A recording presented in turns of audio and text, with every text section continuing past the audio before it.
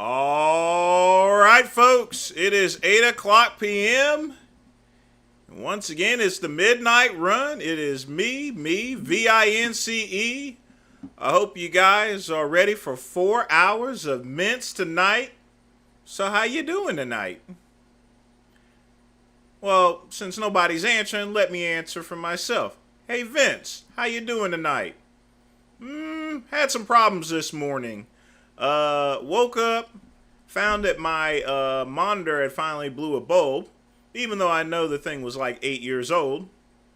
But thanks to valuable donations, I was able to have one delivered today in the afternoon, ready to get hooked up for the Midnight Run and all my other premier shows that I do run. So, of course, everybody, I want to thank you all for those who donate, keeping the channel going and everything.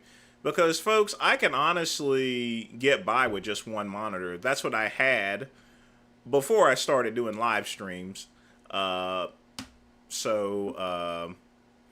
definitely do want to thank you there. Lamar's live. What's Lamar doing? Is it a smoke stream or gaming stream or so? I mean, it is 8 o'clock. A lot of people are going to be streaming anyway. I think Big Lenny was streaming a while ago. And I know Richard's going to be streaming. My cousin's going to be streaming tonight. Hey, Blaha, what's up?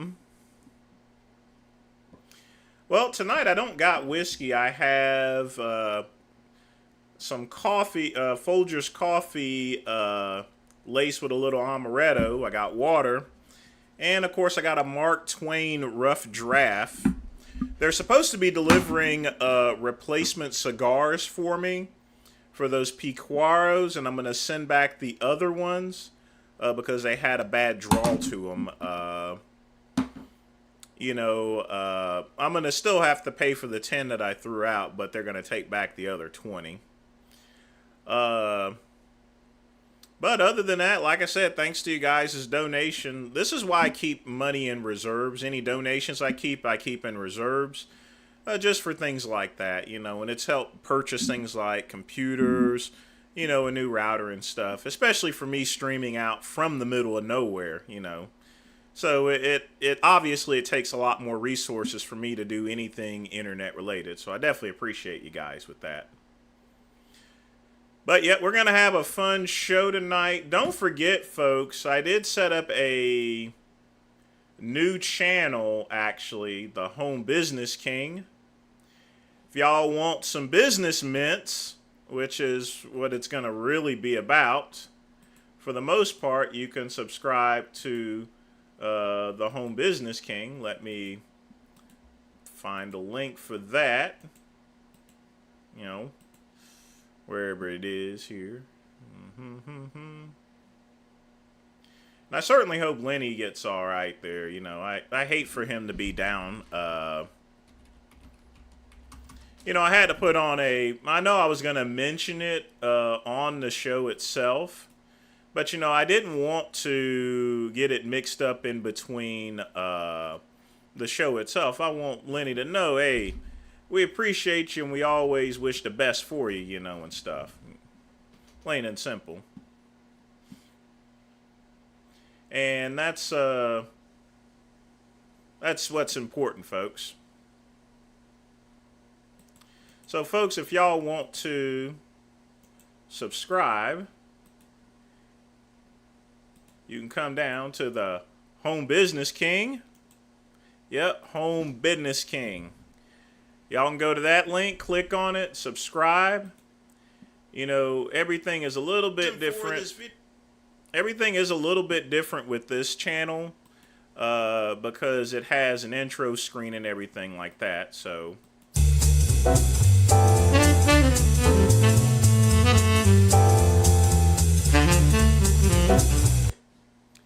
But yeah, this one has when I run the business channel is going to be a little bit different. This is the first no face. This is the first one with the face. My other two YouTube channels are no face channels, actually. But I think I'm going to enjoy doing that one there. So just trying to find ways to bring in a little extra cash, folks, there. So got bills to pay and stuff, you know what I mean? And I don't want to be doing any OnlyFans. I don't think no one wants to see me bucking naked, showing all my public hairs or anything like that. Just keeping it real, tell it to you like it is. How did I survive for so long without the internet when you were younger? Well, I did technically have the internet. I was one of the first people in the hood to have the internet. But of course, obviously, it wasn't developed. There was maybe like 20 websites I could go to at the time. Most of the time, you dialed into a bulletin board system. But you know, you the thing about it is, Andy, you don't miss something that wasn't there to begin with. You know what I'm saying? There wasn't fancy video games. We went to the arcade instead. We went to the dance, if I wanted to get some trim or some, ass or something like that. That's the thing. You don't miss something that you never had, that you could never conceive. Social media, I mean, that's what the mall was for. The mall was basically Facebook for us folks. You went to the mall, you speak to all your friends, your gossip and stuff going around, and we had what's also called a slam book. Slam book is that's actually what Facebook is based off of, is slam books. Where you get a notebook and you pass around things and you write stuff in and it gets passed around to school and stuff. Yeah, JMC, I made a separate video just about that.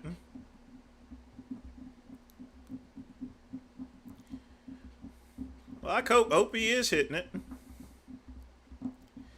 Hey, Athens, what's up there?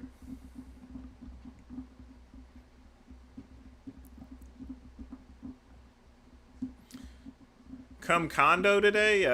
Don't know what you mean, Athens. I mean, I know Janoy is still in that condo, but did something happen with Jason or something? I never actually had a pager quick pump. I never did because I had a bag phone. And then I had one of those regular phones, so the thing about it is, why in the world would I have a pager when I already have a cell phone, I mean, most of the time I use my long distance card, but once I didn't get a cell phone until I moved to Greenville in 98, actually. 98 or 97.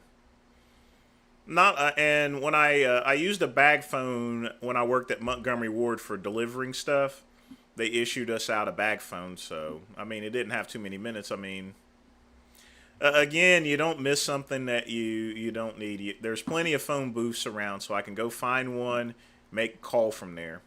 But I never had a pager because let me put something to you this way, Quick Pump. If you have a pager, you still got to find a phone. You see, I had one of those. Phones with an answer machine to where you can call in and see who left the message. So people can call, leave me a message. It had two mailboxes to it, mailbox 1 and mailbox 2. People would call, leave a message, and that was it, I can call in and see who left me a message, so it's even better than having a pager, I would be at work at Montgomery Ward. If I needed to see who called, just call back home to my phone, dial into it, very simple. That's why I never had a pager. It's a waste of money because it's just, man, I wasn't a drug dealer anyway. Good question, though.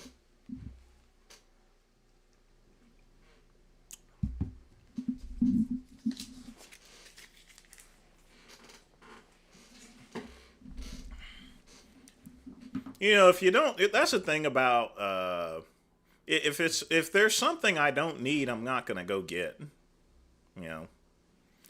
But pagers was all the rage. People had pagers and, nobody ever called them. They were just lonely, But they thought that looked cool. Some people had pagers that weren't even turned on and they would just carry it around. And they just used it to tell time. Dorks.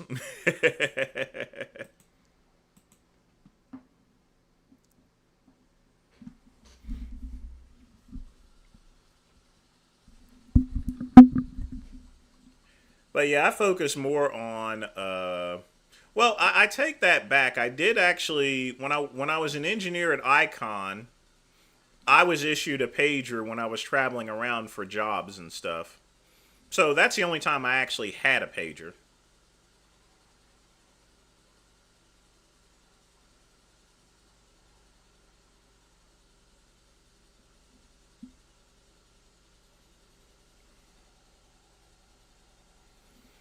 And if y'all want to know what that sound is, that's my washing machine.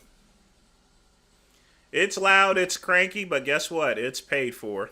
I still keep one of those. That washing machine's like 30 years old, literally. It's like a 93 model. It's solid metal. It ain't going nowhere. And it cleans very well. Very durable. Yeah, quick pump. People were just. You know how people back in the day used to be pretending and stuff. They would carry around cell phones, and the only thing it dialed is 911. Had car phones, weren't even hooked up. They would go tell the mechanic, "Hey, could you go and install a car phone?" I'm like, "What service it hooked to? I'll figure that out later." Never got any service. No, I had an AT&T calling card. I think I've. Let me show you what one looked like.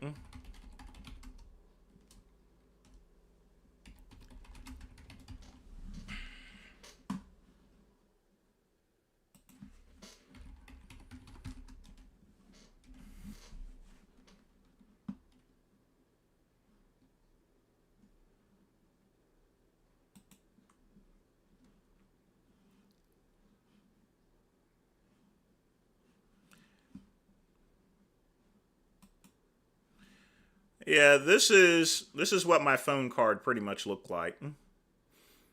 I had my regular phone card, and there was an option where I can dial international numbers too. But that's what my phone card looked like. And then there was a blacker one too.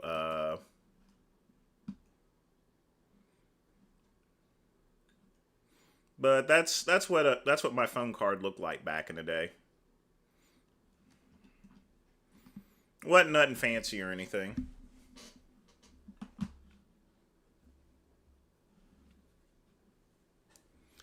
I mean, phone booths are still around in other countries. Definitely not in the U.S. They used to be a phone booth on every single road whenever I was growing up.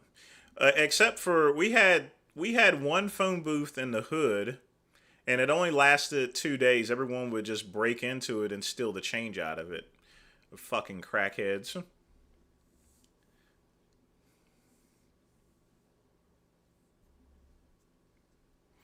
I mean, that was the thing there. We had a phone booth, and it only the AT&T, or excuse me, Bell South went and put out a phone in the hood. 2 days later, it was destroyed. They fixed it again. It was destroyed 2 days later. AT&T got the message, or excuse me, Bell South got the message. And for the next 3 or 4 years, there was just a box. Kids would play in it. Eventually, someone took a baseball bat to it and started smashing it up or so. I don't know, some fucking well, whatever. But in the hood, you can't have nice things, unfortunately.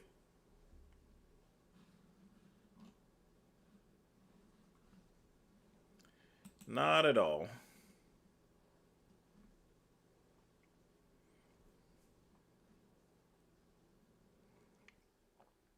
That is true. Everyone does have a cell phone.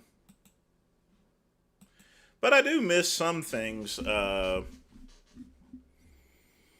Things were a lot more quaint in the 90s. When I went to a coffee shop, I would have my newspaper rolled up and stuff. I had my PDA, that's or electronic organizer. I would look in there from on my schedule, have my paper rolled up, check the funny pages and stuff. And of course, because I ran ads in the papers, I wanted to make sure, I just checked to make sure my ads was running on Sunday. Sat there, had my mocha latte or my espresso or whatever I had in the morning, you know. And other people would just be reading and stuff, you know. No phones out or anything. People were chatting and stuff, you know. Yeah. I do miss that.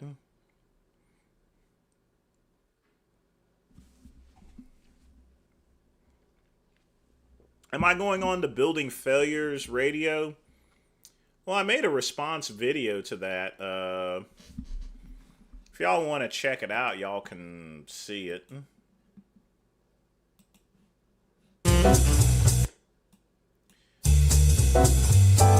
In any event, it is, well, I'll send you the link to the response video, but I tell you what, we're going to start videos in a minute anyway.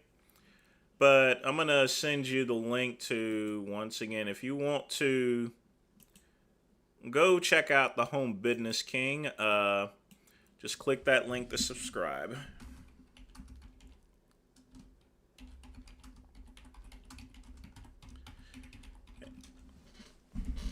And that way you'll get all your business mints. And believe me, I'm going to be insulting a lot of people on that channel. So I'll give business advice, but you're going to get more than that. So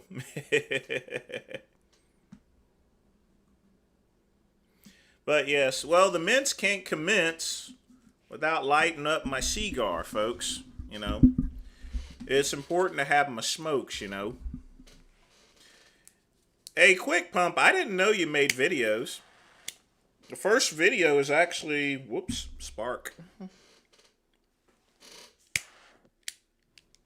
Oh, come. I'm going to need to get some new lighters soon. These are about to go out.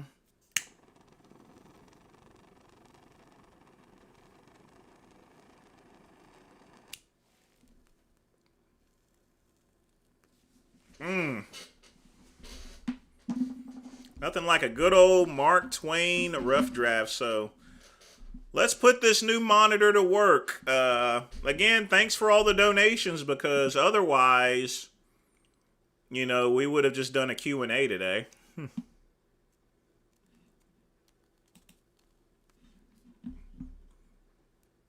God, that's a good looking site. Home Business King, you know.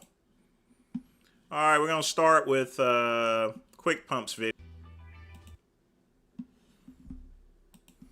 All right, very good advice. I had to actually look at the words itself because the music was playing too loud, playing pretty much over what he was actually saying. So, of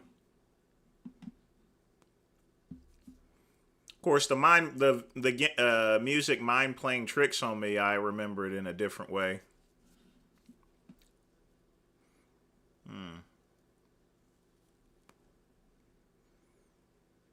Oh, okay.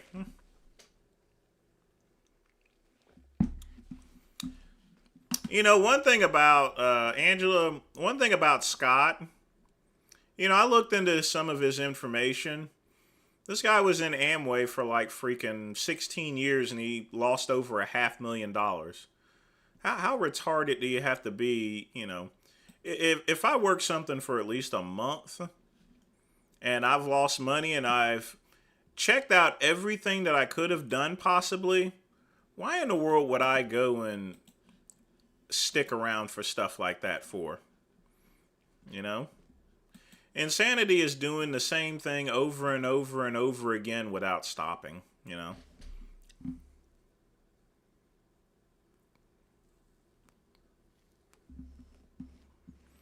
Oh, it's cool there, Quick Pump. I mean, my first videos on YouTube were pretty horrible, even though I had done podcasts. So it's like that sometimes. Let's see what we got next. Little Wes Watson here. So 16.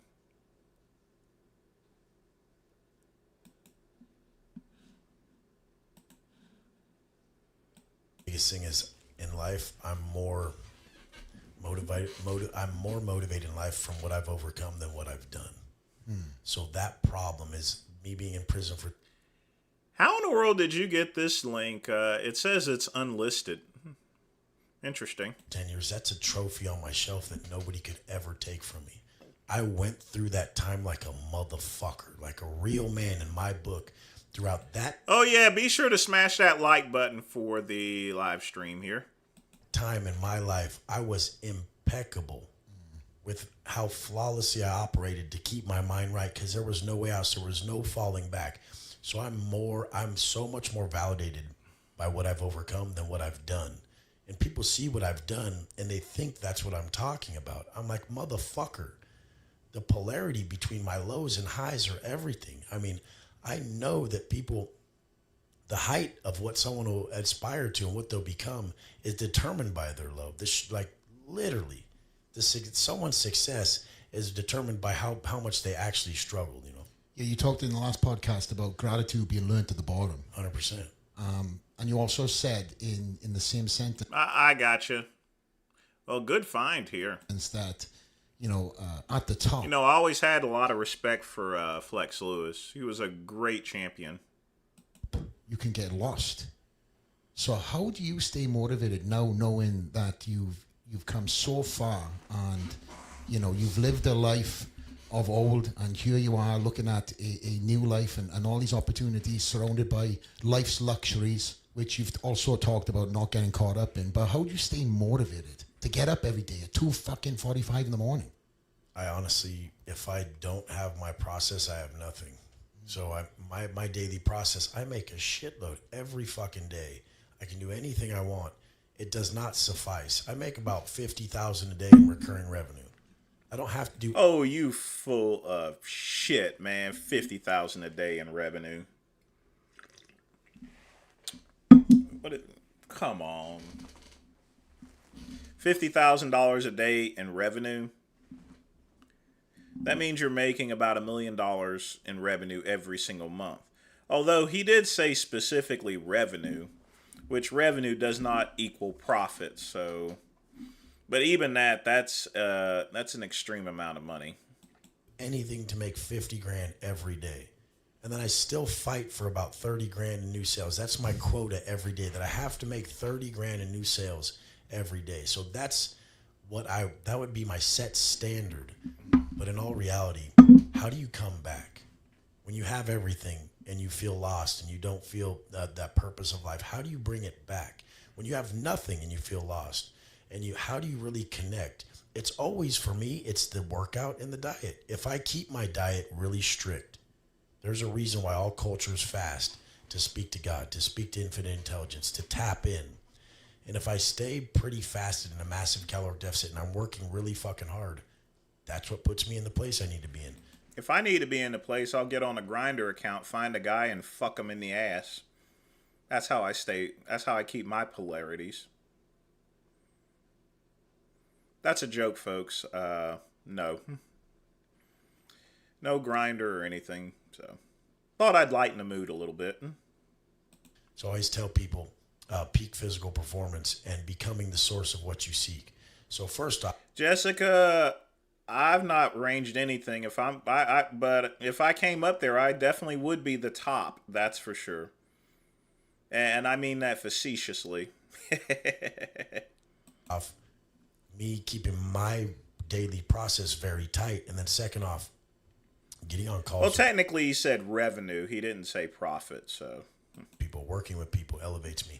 I wake up every morning just fucking drowning in negativity, just drowning in pain and just, I have no desire to live when I wake up. I hate life when I wake up.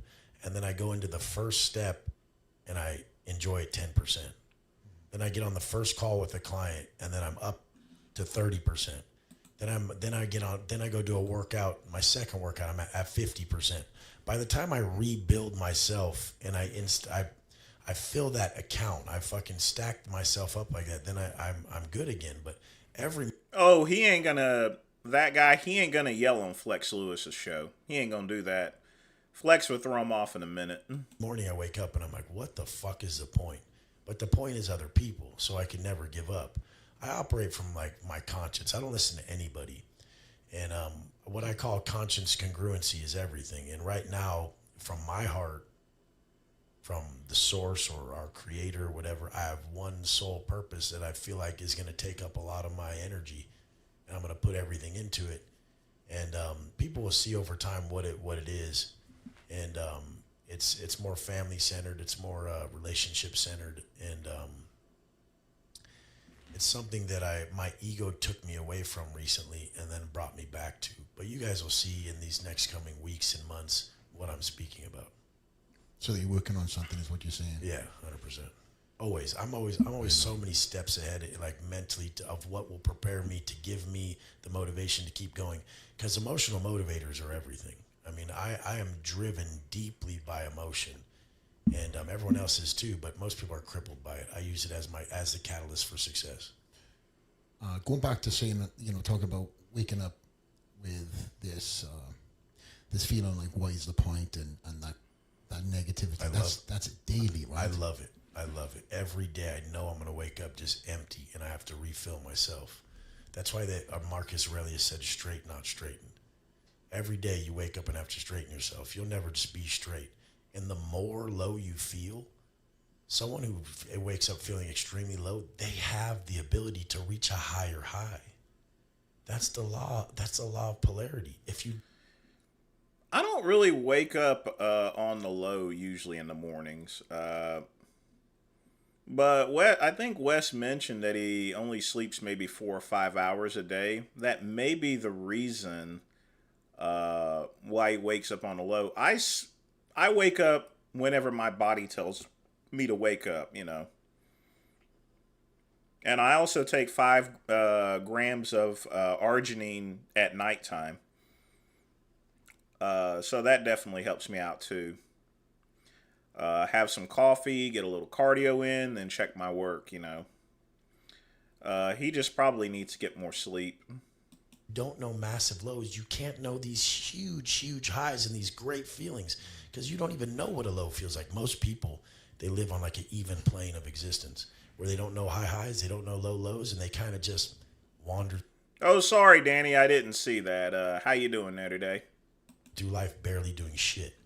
But that guy who looks himself in the mirror, and like bodybuilders are a great example because they're like, they look in the mirror and they look great, but they're like, no, I could be better. Like, fuck this. I ain't doing shit. That happily dissatisfied man, that motherfucker who's never going to be good enough, he will always have that feeling. He needs to feel down to bring himself up. And the work is the only thing that puts him there. Because if you don't learn to love the work, you'll never know love at all. Yeah, man. Do you think there's ever a time in the future where Wes Watson's going to... Well, Athens is the public is usually enamored with bad boys, outlaws, gangsters, and stuff like that. They glamorize it because they look at them as being free, in other words. So think about it for a minute. You're going to your job day in and day out. There's no excitement in your job whatsoever. But a person that's an outlaw or gangster, he runs amok, he's running wild and everything like that. And that's people's internal instinct to basically run wild instead of being compartmentalized into like a little box, Sort of like my old job at Verizon where I was in my little office space. Angela, they just sell nutritional supplements, and the only thing I could say about Amway is they got an awesome laundry detergent. But other than that, I don't really know much about it, Other than it's just another network marketing company. It's the granddaddy of network marketing companies, technically.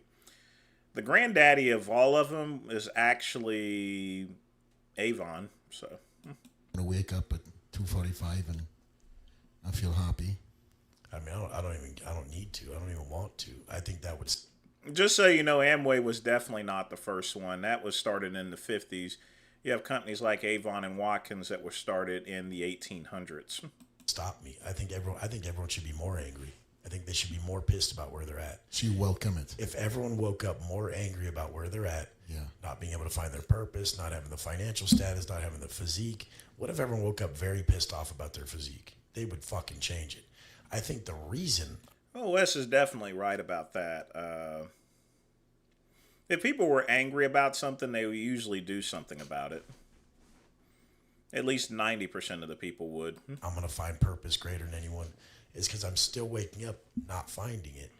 And then I re-find it each day in the most simple things, which are the way we operate as humans, our character, our work ethic, how we speak to ourselves, how we view life, our perception of reality.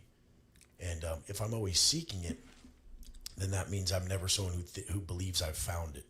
I think people's biggest problem is they believe they've found happiness. So if I tell someone you're not happy or something, they would be just massively thrown off. What do you mean I am? They'd be all defensive. It's like, what if you're never even supposed to find it? It's just these are just momentary lapses of a higher frequency you and a version of you at that moment. I really don't believe I need to find anything. I'm just experiencing life as I go in a high frequency state, low frequency state, and then understanding what puts me in these states, greater or worse. To create Athens, it was this, well, I wouldn't call little chubby twink there.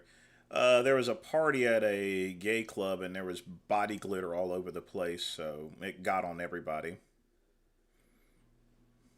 Yeah.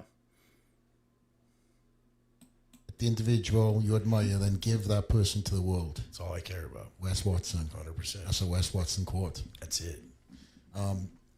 If there's some advice for somebody that's watching this now that knows they're meant to be great, and there's, you know, the breadcrumbs are down, but they keep on waking up every day with that like lost purpose, what's the first step in advice that you would give them? I mean, they're so fucking foolish because the world, the sensory world, has them believing it's how they're going to do it, how they're going to do it, how they're going to do it. And I know it's who. So when they create who can do anything, it's all possible. No one really understands that self-mastery is your true aim. Once you've mastered self, you could do anything you want on this earth. But people don't. That is somewhat true. When you're able to know yourself, you know, you can definitely accomplish more that's at stake. But on the other hand, you should always be in a position to what we consider continuing education. You know, it's no different than college. You graduate with a degree, but, you know, they do require you to take continuing education credits because, you know, life basically evolves. You know, I didn't need to learn social media 30 years ago. I didn't need to really use a computer or a cell phone or anything like that or do live streams. You know, it's the evolution of things, you know. You always have to keep learning. Don't spend the time and they don't take. So, I mean, I just tell them it's not how, it's who. So, I mean, I just tell them it's not how, it's who. And then steps for that, for that, finding that how. Honestly. Athens, I do agree with you, but it's nice to actually hear him being calm. And remember, if you submit a video, you know, I do have to play it, you know, and stuff. So I have to be fair as far as content is concerned. Self-mastery depends on self-honesty. So you're going to have to get in the mirror and say, who would I listen to? Would I listen to me? Who do I need to become to pull this off? And that's why the 2:45 wake up is it's non-negotiable for me because I need to be the most disciplined. I need to be the most disciplined because if that pussy motherfucker at the light wants to talk shit and I know I can serve his fucking ass, I need to not. I need to exercise strength through restraint. I need to understand that restraint is what a man practices. And I need to realize that we've all been geared to think that instant gratification is living. And that's the thing, it's not. So if I don't get my way all day, that means a lot to me because now I'm a step ahead of everyone else who will fall victim to comfort and instant gratification and slowly deteriorate their existence. And you're surrounded by... Did he say he wakes up at 2:45 in the morning? Well, no wonder he wakes up with low energy. Robert, I've already discussed that on his show. MLM and network marketing is just a business model, you know. It's an old business model. You don't need to worry about it because no one should be in it anymore. It's about as old as my flat top, my bag phone, my Rolodex, you know, and stuff. Comfort. So that is a consistent daily battle for you and that mindset. You know, I've seen since we've done the podcast, right, Wes? Miami now has become a new haunt for you, right? That opens up a lot of doors for new people, new networks. Why is this video breaking up for? Again, and also distractions. And Oh, that's the actual live stream. I guess he was having some video issues. when life at you again, I know you kind of answered this already, but I just want the viewers to listen to this again. How is it that now you're in a new place, you've got this distraction, you've got this guy wanting to show you this, and you have a late night, and Probably not there, Ryan. We have two different ways of thinking on things. Robert's harmless for now. I can just ignore him or so forth. But seeing as how I did the interview, it's expected that I would have some of Marco's fans over here.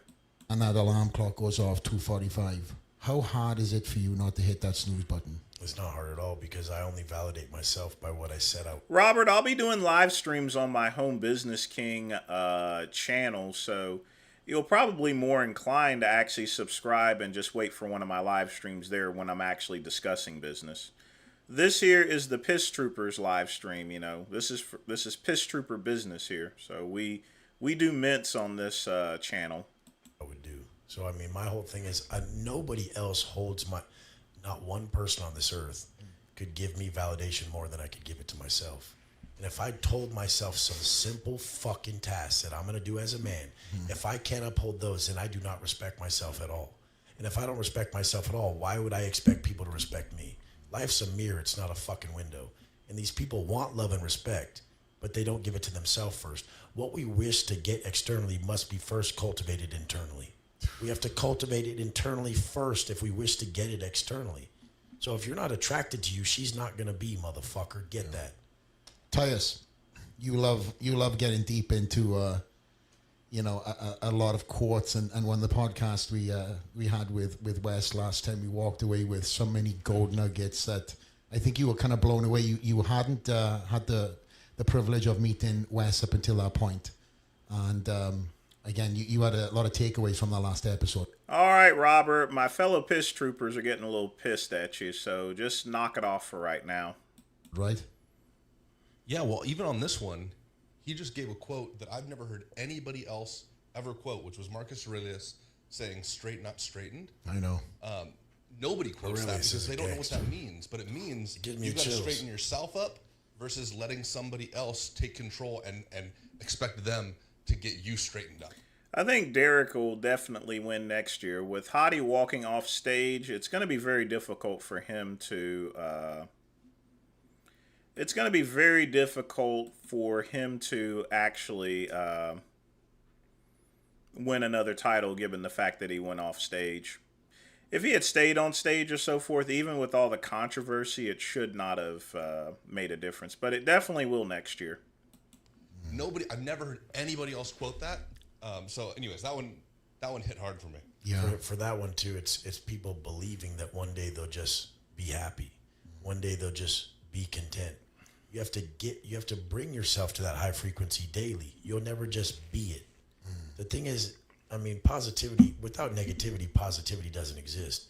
So stop wishing your problems away, because then everything that you're wishing for would not exist. I mean, the thing is I understand polarity, and people are like, whoa, this guy looks like he hates his life. I'm like, I'm just transparent. I'll say at this moment, I feel this way. And then at another moment, you'll see me experiencing another. Hey, Jessica, this is your last warning. This is the Piss Troopers channel. You are in Lake Genova, if you want to discuss business, that's on the other channel, not this channel. So knock it off, okay? We're here to discuss bodybuilding, fitness, and mints, okay? Entertainments. Not here to discuss business, okay? One more time, you get put in timeout as well. Hey, Matt, what's up? Other emotion. I'm someone living outwardly on camera, not afraid to be like everyone else and censor. The thing about conformity is everybody will love you but yourself. I will never conform. I'd rather die. Everyone will love you when you conform except yourself. Can you get into that? Yeah, my old Author El Rey used to say the same thing, never live in mediocrity, you know. So that definitely is very important, folks. That a little bit more. Because everybody goes online and they just tell people what they want to hear. And they in life, they just tell people what they want to hear. So people are like, oh, cool, they agree with them. They're accepted. The second you go against everything and you tell someone the truth, like I say, love ain't lies. If you tell someone the truth, they fucking are going to hate you at first. If I tell most overweight people that they hate themselves and they directly are trashing themselves with these foods and there's no way they love and respect themselves. Oh, yeah, I'm going to start playing back the peeing in the streets if anyone submits one. So, I mean, like I said, I'm going to get blanked for it anyway. So what the hell? And they're completely disrespectful to those people around them that believe in them. They would be so floored by it and be like, this piece of shit. They think we're egotistical because we're in shape. I think they're massively disrespectful by the way they treat themselves. And most of them will out themselves that they're... Angela, Jessica, cut it out there, okay? This is the Piss Troopers channel, okay? God almighty. Time out. Time out. The superficial ones.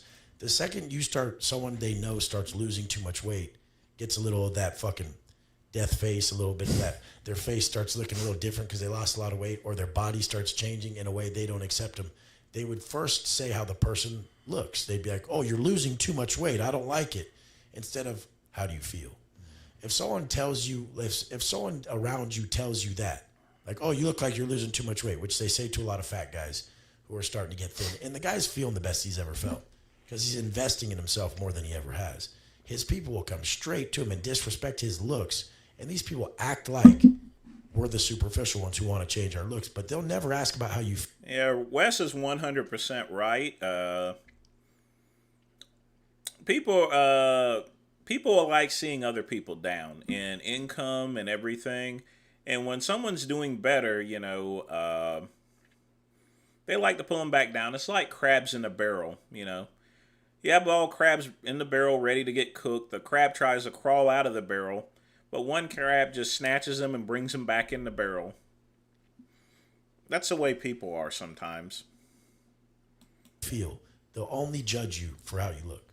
Yeah, self-mastery depends on self-honesty. 100%. You got to be honest with yourself. And if not, I'll fucking be honest for you because I don't give a fuck about the smoke. I mean, you could come get me with whatever you want. Bunch of losers. I've seen that. And that's one thing that I do commend you on. I've seen you make a point to be like, hey, listen, life, you need to change. I don't know what the fuck's going on. Yes, you've got, you know, great. Congratulations, you got money in the bank. But, you know, you need to lose some weight, man. You know, health is wealth. And that mentality. You also said, I watched something that you can tell by somebody. Weakness is their way out. You have to be fucking bulletproof. People respect Flex here at his establishment as a leader. They want to come be around him because he doesn't show visible weakness. And then once they get to meet him, the point is as a leader, your weakness is their way out. So you can't use shit that is detrimental, like the drugs, the alcohol, the bullshit. You can't operate in a way that is not congruent with the future you want, which is just acting in alignment, being honest. When you like you, because you're going to hurt a lot of feelings. You're going to step on a lot of toes. There's a lot of shit's going to happen. You're going to stir the pot. You know, people, all of a sudden, I've made changes in my life recently where I told someone like, no, my heart's telling me to go make this change and go this route, and I'm sorry. They get so fucking mad. They'll who's living a lie. Is right. With you running 100 miles an hour, again, 2, 3, 4 ones, which I've seen you. I think that's the stuff that needed to be reviewed. Wes said a lot of good things, but, you know, I am concerned about his low energy and everything. He needs to get some more sleep, but I think that was actually a pretty good video, to be honest with you.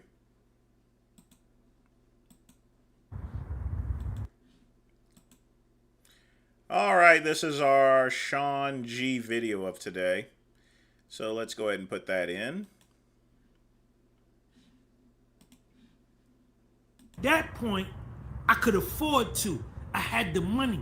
So if I go spend $2,000, $3,000 on a suit, you understand, it wouldn't dent my stack. Calvin Leak top rope. Calvin Leak top rope. MC, thank you for that super chat before, Calvin. Thank you. If I wanted to go buy, you understand, 4,000. Well, it's kind of strange, Scat Man, that he has low energy considering all the energy drinks and the gear. So it leads back to the fact that he's just not getting enough sleep. $1,000 worth of Hickey Freeman suits. You understand? I got 2 Hickey Freeman sport coats at home, cost $900 a piece. I said, yo, I walk into the store, I be the only nigga in the store. Everybody in there all white. I walk in there, I'm the only spook in there. They walk over to me. Did he say spook? They say, how you doing? I said, yeah. I said, how much are these? The lady be like, oh, those are $1,800. Just for the sport coat? Yeah, $1,800. But we got them 50% off. They $900. Just for the jacket? And she would be like, yeah, those are $900, sir. And I said, yeah, in that case, give me 2 of them. Give me 2, motherfucker. Give me 2. Give me 2. Give me. I mean, he was doing okay with the suit, coat, and this, but he should have worn some, I mean, he's got baggy jeans on, and he's got a hat, and he's got tennis shoes on. So it just completely fucks up his outfit. Yeah, he looks like a Seinfeld character. Me too. And then she would say, well, sir, how you gonna pay for it? I said, with my American Express. I said, with my American Express. Here, take that. Yeah. And then when she went and swiped the American Express and Wait a minute, was that an American Express? I said, yo, I walk into the store, I be the only nigga in the store. Everybody in there all white. I walk in there, I'm the only spook in there. They walk over to me, they say, how you doing? I said, yeah. She would say, well, sir, how you gonna pay for it? I said, with my American Express. I said, with my American Express. Here, take.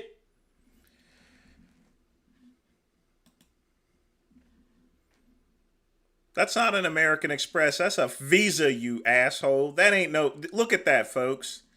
That is not an American Express. All right? That's not American Express. That is a Visa card. Sean up here flexing with nothing. He has a Visa card. I guess when they think that you're a spook, I guess that... I know, Pug Man. He's up there carrying a Visa card. You know? What a maroon. Take that. Yeah. And folks, you guys have seen my Amex card, Amex Platinum, you know. The Amex Platinum actually saves me a bunch of money, you know. And then when she went and swiped the American Express and came back and that shit said approved, then when she came back, I was Mr. Gumby then. Oh, Mr. Gumby, thank you. Here's your receipt. You're going to love these jackets. They're going to look perfect on you. Yeah, motherfucker, but I wouldn't. Yeah, there's nothing wrong with a Visa card. Sometimes I have to use my Visa Cash Rewards card from Wells Fargo because they don't accept Amex. But, you know, wherever they accept Amex, I'm going to use it. Mr. Gumby, when I first went in there, Well, Ryan, if he says he's going to pull out an Amex card, it's only natural that he pulls out an Amex card. The fact that he pulls out a Visa lets people know that, you know, it lets me know that, you know, that's his card that he uses the most. When I reach in my wallet, the first card I pull out is always my Amex Platinum. Obviously, that's the card that he most often uses, which is a Visa. went in there, Mr. Gumby.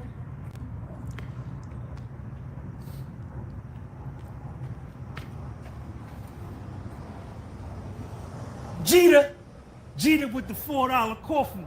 I'm gonna go get me a $4 coffee with Jeter's money when I get off here. So my point is this, man. If you want to get rich in America, you can't ride around in your money, stupid ass. You can't wear your money, dumbass. You gotta put your money in the bank, dumbass, so you can touch it, you can feel it when you need it. A car is a depreciating asset. It is nothing. A truck, a motor. Yeah, Pug Man, my coffee's better than his coffee. You know, it's amazing. Cycle, clothes. I got about $40,000 worth of clothes right now. You know, And it's all cheap stuff.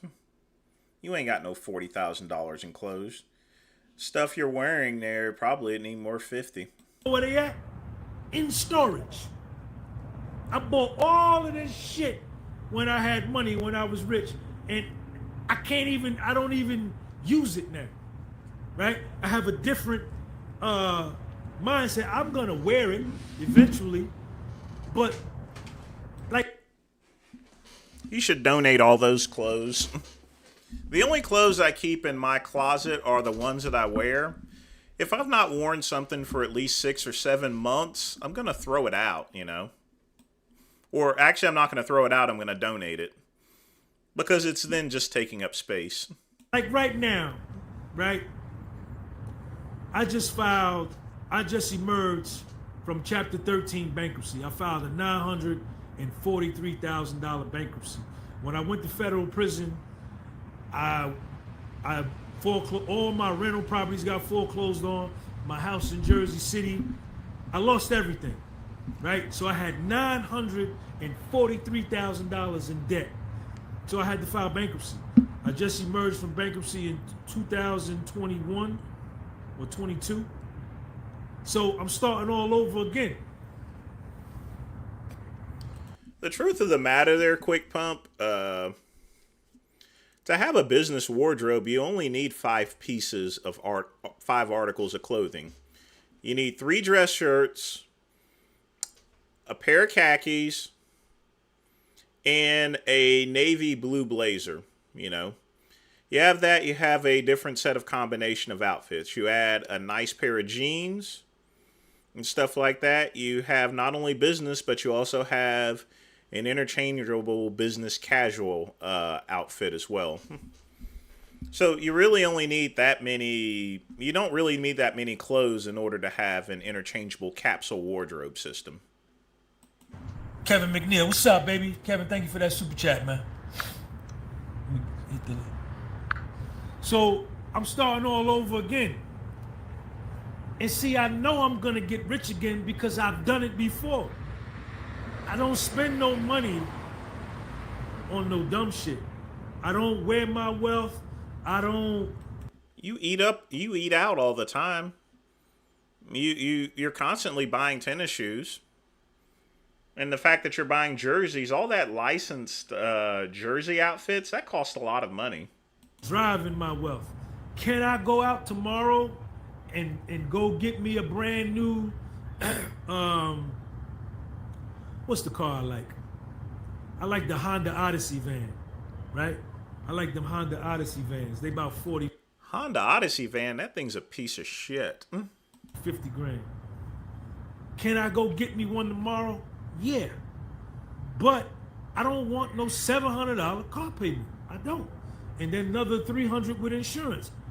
No, not for no goddamn car. No. I'll drive this car with no car payment. I'll put liability coverage on it, and this'll do. If a bitch can't get in. That's actually what I do as well, so I do have to agree with them on that, you know. This and go out to eat with me and this right here, fuck her. Fuck her. You gotta find somebody else. All you young dudes, you thinking you gotta keep up with these celebrities and entertainers, them niggas be leasing them cars for them videos, man.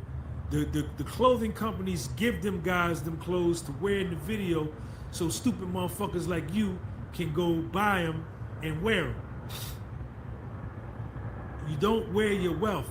You save your money. You save your money.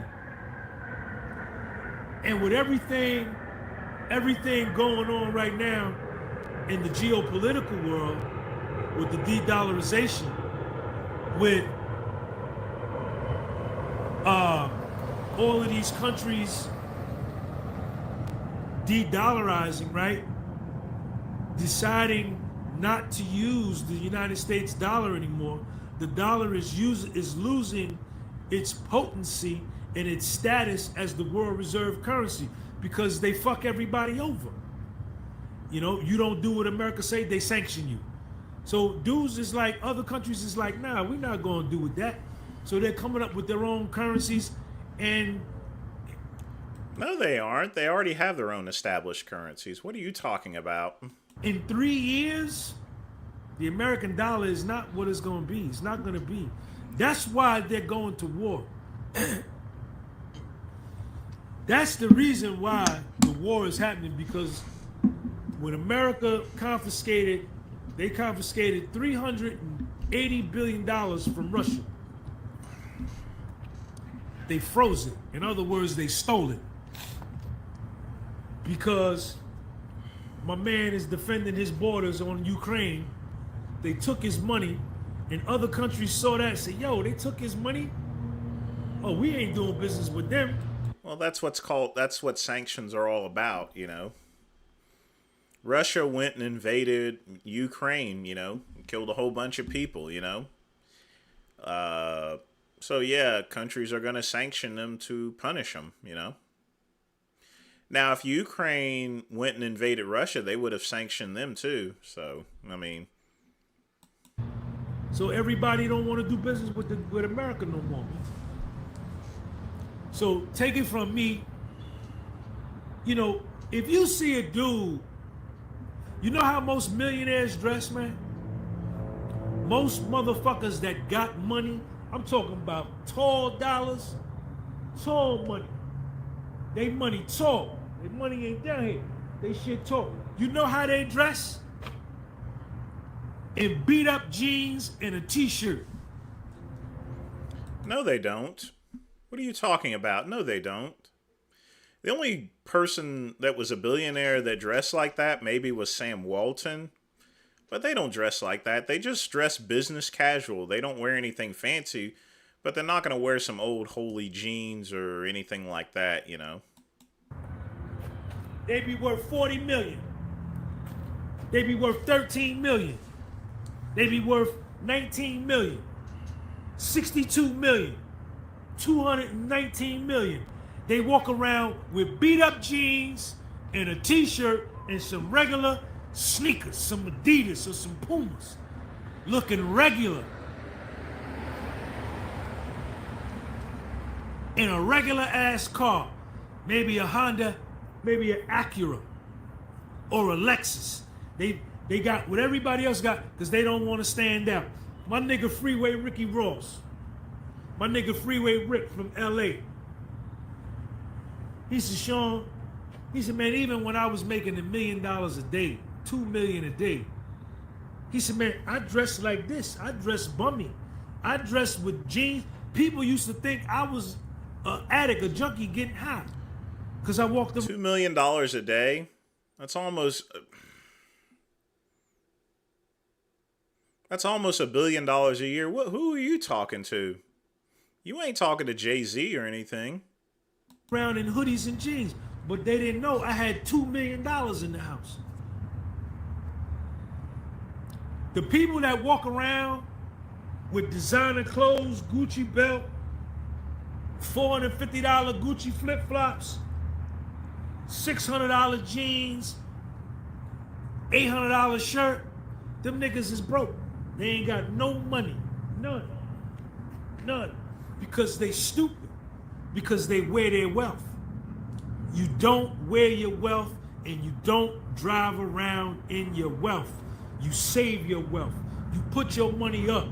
And if it was me today, I got a good buddy of mine. I talk to him all the time. He's in a great financial position. He's got a net worth of over $500,000. We talk all the time. And I tell him, I say, look, diversify your money, man.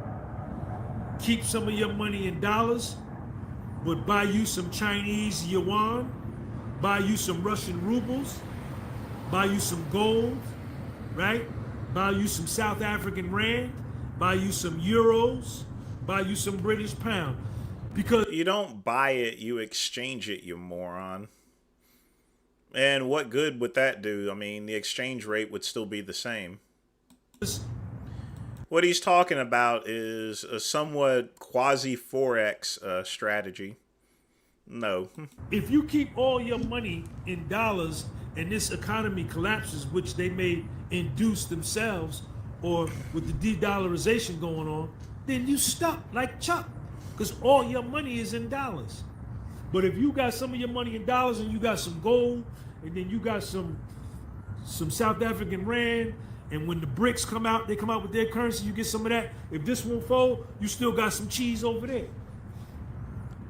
Exactly. You can't exchange rubles because of the sanctions. I mean, I don't even know what he's talking about.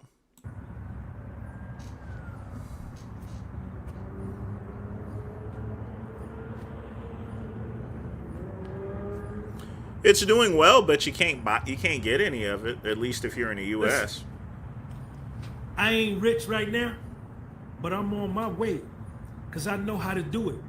I done it once already. I already did it, right? I already did it. Stack money, Sean. You know what I'm saying? I don't fuck with a bunch of girls. You know, if you got a lot of women, like when I was rich, I used to fuck about 6, 7 women. 8 women at one time. That's a lot of money. That's a distraction. The more women you have, the more distractions you're gonna have.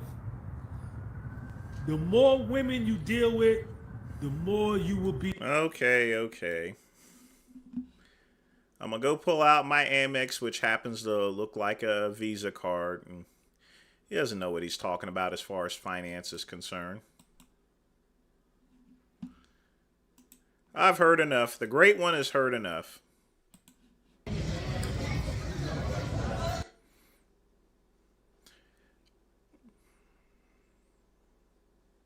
Oh, this one's only 7 minutes here, so I'll go ahead and play this Sean G video, and then that's it. Anyone else that submits any more Sean G videos will not be played.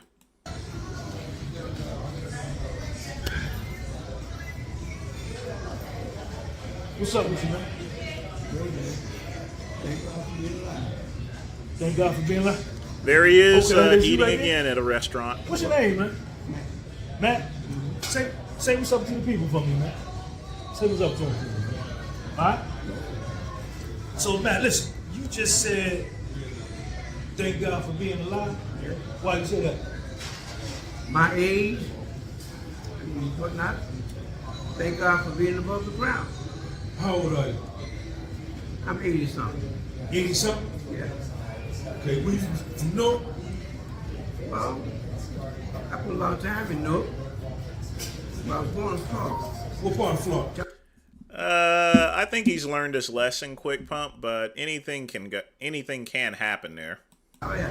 Tallahassee, Florida. When you came to North? About 60-some years ago. In the 1960s. What was Newark like then in the 1960s? Very good.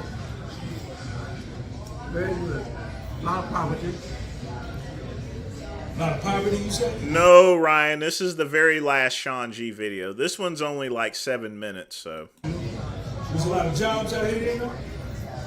Yeah, well, the people were together. Black people was together.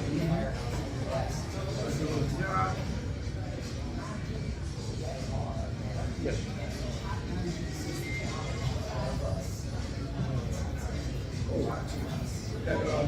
That seat over there, the back came off. You know, yeah.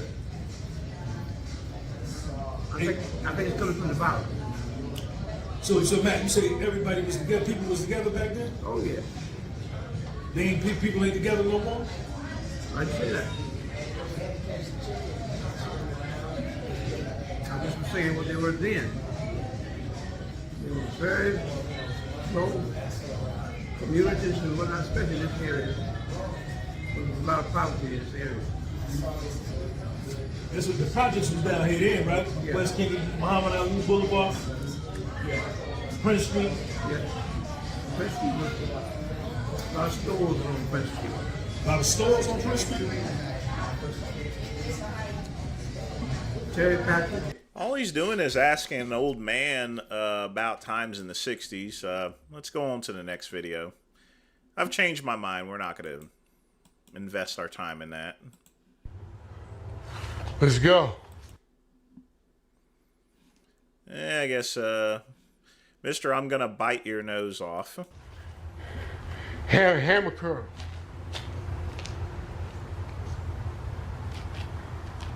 Seen guys in prison. Why does he only have one half of his shirt on for? I mean, he's looking kind of buff today, but where's the other half of his shirt? Did he eat it? Did he bite off the other half of his shirt? They did this shit. Arms like tree trunks.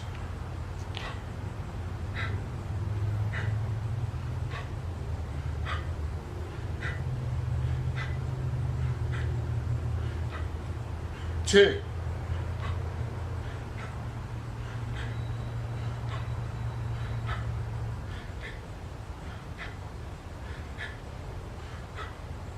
$20.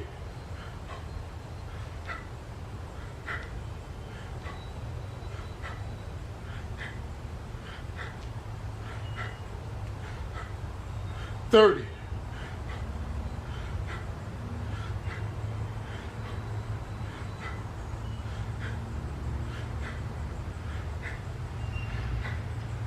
$40.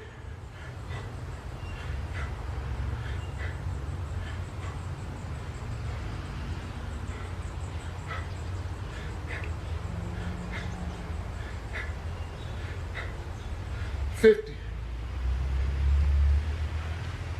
You do 100 hammer curls. You're gonna blow this up and all this up. You're gonna have the biggest arms in the fucking yard. Like I said, he talks about the yard. You're not in prison anymore, okay? This is a clear example of prison mentality.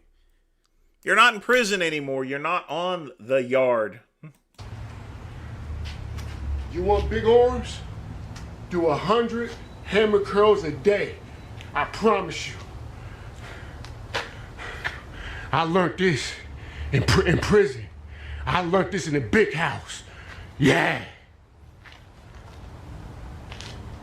Hey, Lamar, how was your workout, man? Ooh, my arms tight.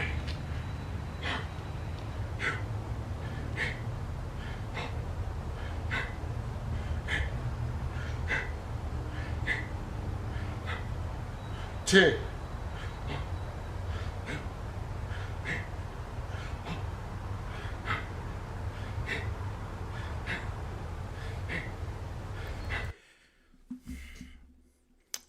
I didn't really patrol the yard too much there, Pugman. You know, you would walk around. I mean, it's sort of like almost like a kid's playground, to be honest with you. Except a bunch of inmates. Despite what you see on the news and everything like that, I mean, the only thing you would run into is your general fight, and that would be about it. You know, and those got broken up pretty quickly. But nothing really ever happened, at least whenever I was working. You know, I guess if I worked there for many years, I guess I would have probably seen something really pop off. I mean, I did watch people die, but that was by suicide. I watched like 2 people die, and that was about it. But it wasn't by any gang fight or anything. It was just suicide. Those are never good to look at, neither. 20. That's 70. 30 more.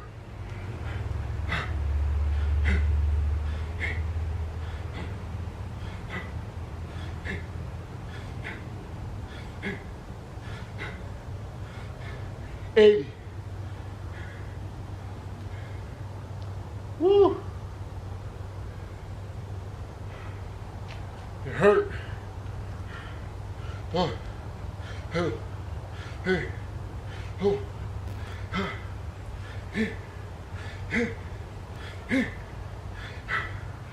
90. Woo! Ah, shit burn. It's burning even more by just holding them. Ah, come on. One. Yeah.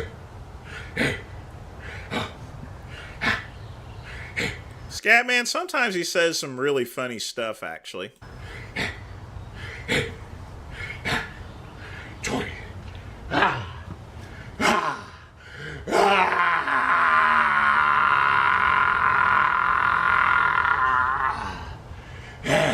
See, that was minty there, Scatman. 100 hammer curls, an apple a day. Keep the doctors away. There's no such thing as an easy workout. There's no shortcuts. There's no easy workout. There's no shortcuts. Hard work or get the fuck out. Get the fuck out. That's it. Yeah. Yeah. See, Scatman, that was minty.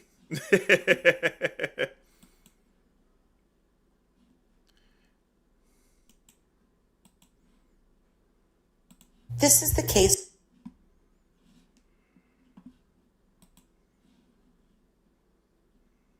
for Pastor Bob Joyce being Elvis Presley in his former life.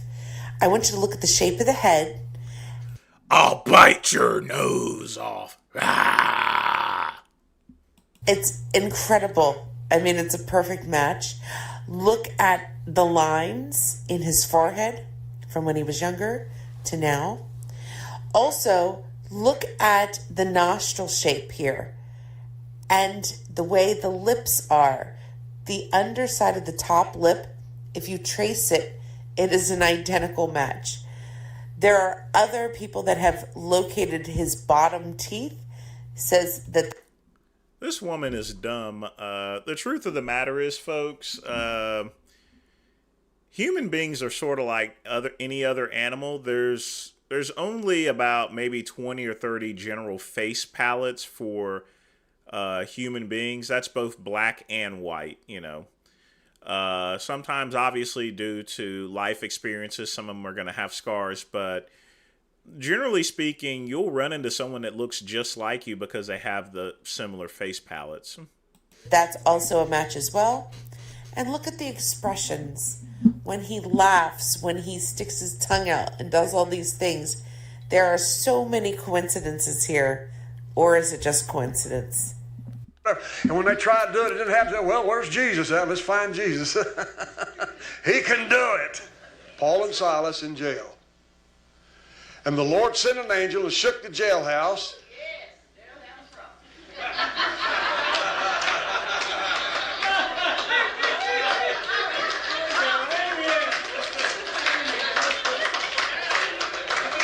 I was going to say that. Now, if you look at the eyes, you can actually see that they are the same shape. In the beginning, it was hard for me to tell this because the one eye, Pastor Bob, because of age, is drooping like the eyelid on top, which actually changes the shape of the eye slightly. But he does have the exact same eye color as Elvis Presley, almost like a gray blue. And also you can see where the nose clearly had some type of a nose job because the nose, the bridge of the nose is different. And if he's been in hiding or witness protection, clearly he would have had to have some work done. Now, forget that. If you just want the icing on the cake, let's look at the wife, okay? Elvis is here in Germany with a girl. I don't know if it's an ex-girlfriend or whatever, but we see this picture. There's a couple different pictures with this same girl. And then there's a picture of Pastor Bob and his wife, and she looks very familiar. And then the best is the side-by-side comparison. First of all, to me, that is the same lady, just decades apart. And if you look at the height and the differences, I mean, this is wild. These are a couple of the things that, to me, are absolutely obvious. Okay, I've had enough of this. Like I said, there's only about 20 to 30 different What is up, face ladies and palettes. There's only about 20 to 30 different human palettes, so... And not only that, it's possible that both of them can be related to each other, being cousins and everything. But this is just silly, you know? Like I said, you're gonna always... You've heard the saying that you ran into someone that looks just like you, or so forth. It's because they have the same facial palette as you do, you know? You know, that's what separates alphas from chads to, you know, incels and genetic trash, you know? You have the same facial palettes, and then from there, you know, general diet makes every change. So there are people that... There are people that are going to look like you because there's only a set amount of human facial palettes out there. That's a waste of time there. So good mints, but no. Elvis is playing in that pharmacy in the sky. You know. Now, if this pastor dies on the toilet from a drug overdose, hey, might have a case for it, but you know, as far as I know, he's still alive and he ain't dead on a toilet. So, next video.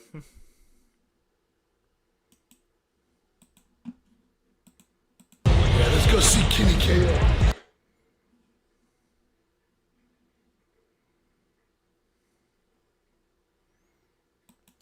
Yeah, I heard about this. Let's see what we got here.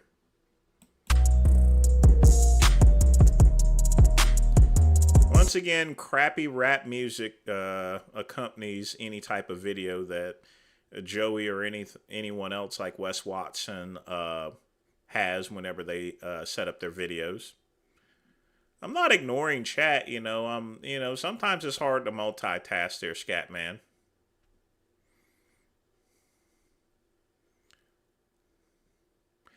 But no, I won't be going live with anyone. We're going to be doing the review and reacts. I'm not sure why Dave's going live for, but we'll check in on it when he does go live. Just a couple of seconds of it. You know, I don't want to be live streaming somebody else's live stream. It does take more muscles, but, you know.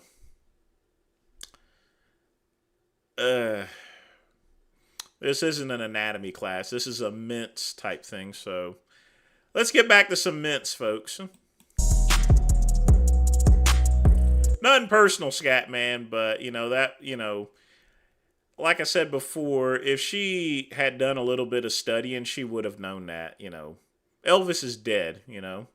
Tupac is dead. Biggie is dead. Martin Luther King Jr. is dead. Adolf Hitler's dead, you know.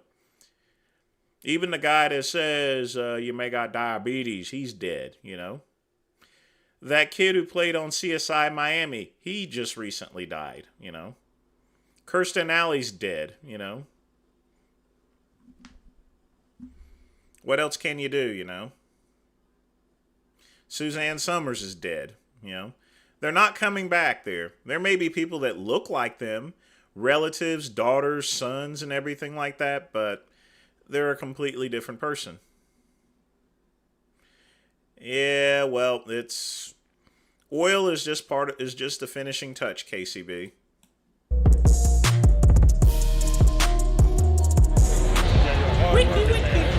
Everybody has a prison channel, but they don't tell the truth. Yeah, you know, the thing with me is, if you went to prison, it's nothing to brag about.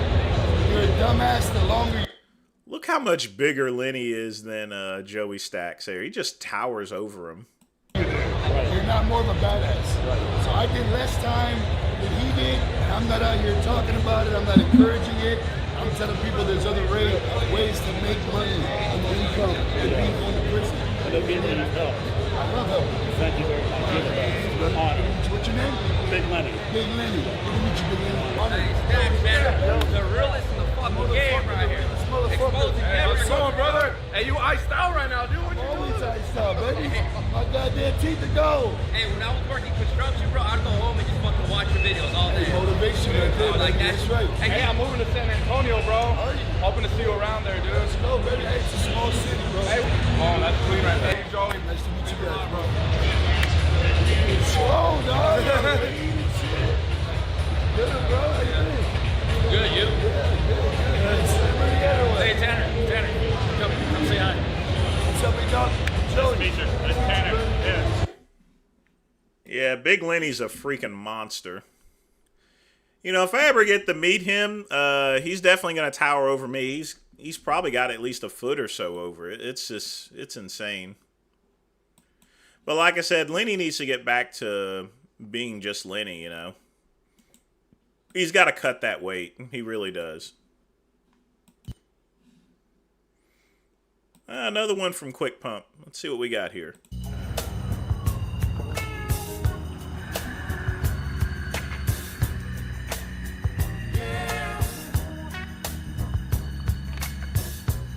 Chase your goals. Don't chase goals.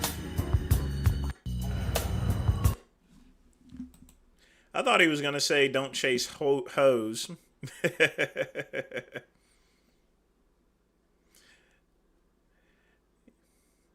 Keep at it there, Quick Pump. Keep at it.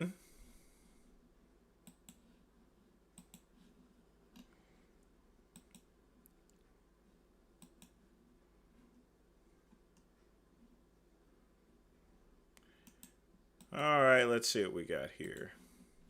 No, Kim Kardashian.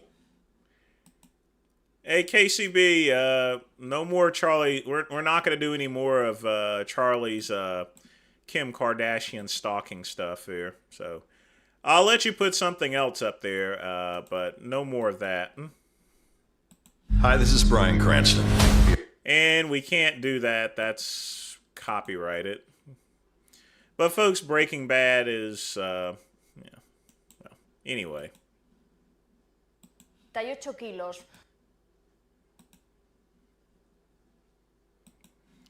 Let's see what we got here. No, we've done. I've had enough of. We've done enough Sean G videos. KCB, he's stalking her. You know, I don't need to contribute to that. It's not even minty at this point. Put something else up there. 38 kilos. Su anterior récord en 2000. If you put a donation in, KCB, I'll play another Charlie one, but otherwise, just put something else other than that on there. 9 fue de 234. Eso sí, aún está lejos del récord absoluto que estableció su padre, Iñaki, al levantar 267 kilos con una sola mano. Ignacio, que en febrero entró en el selecto y reducido club de los arrijasochayes capaces de levantar 300 kilos, pretende ahora levantar la rectangular de 303 kilos antes de que finalice el año.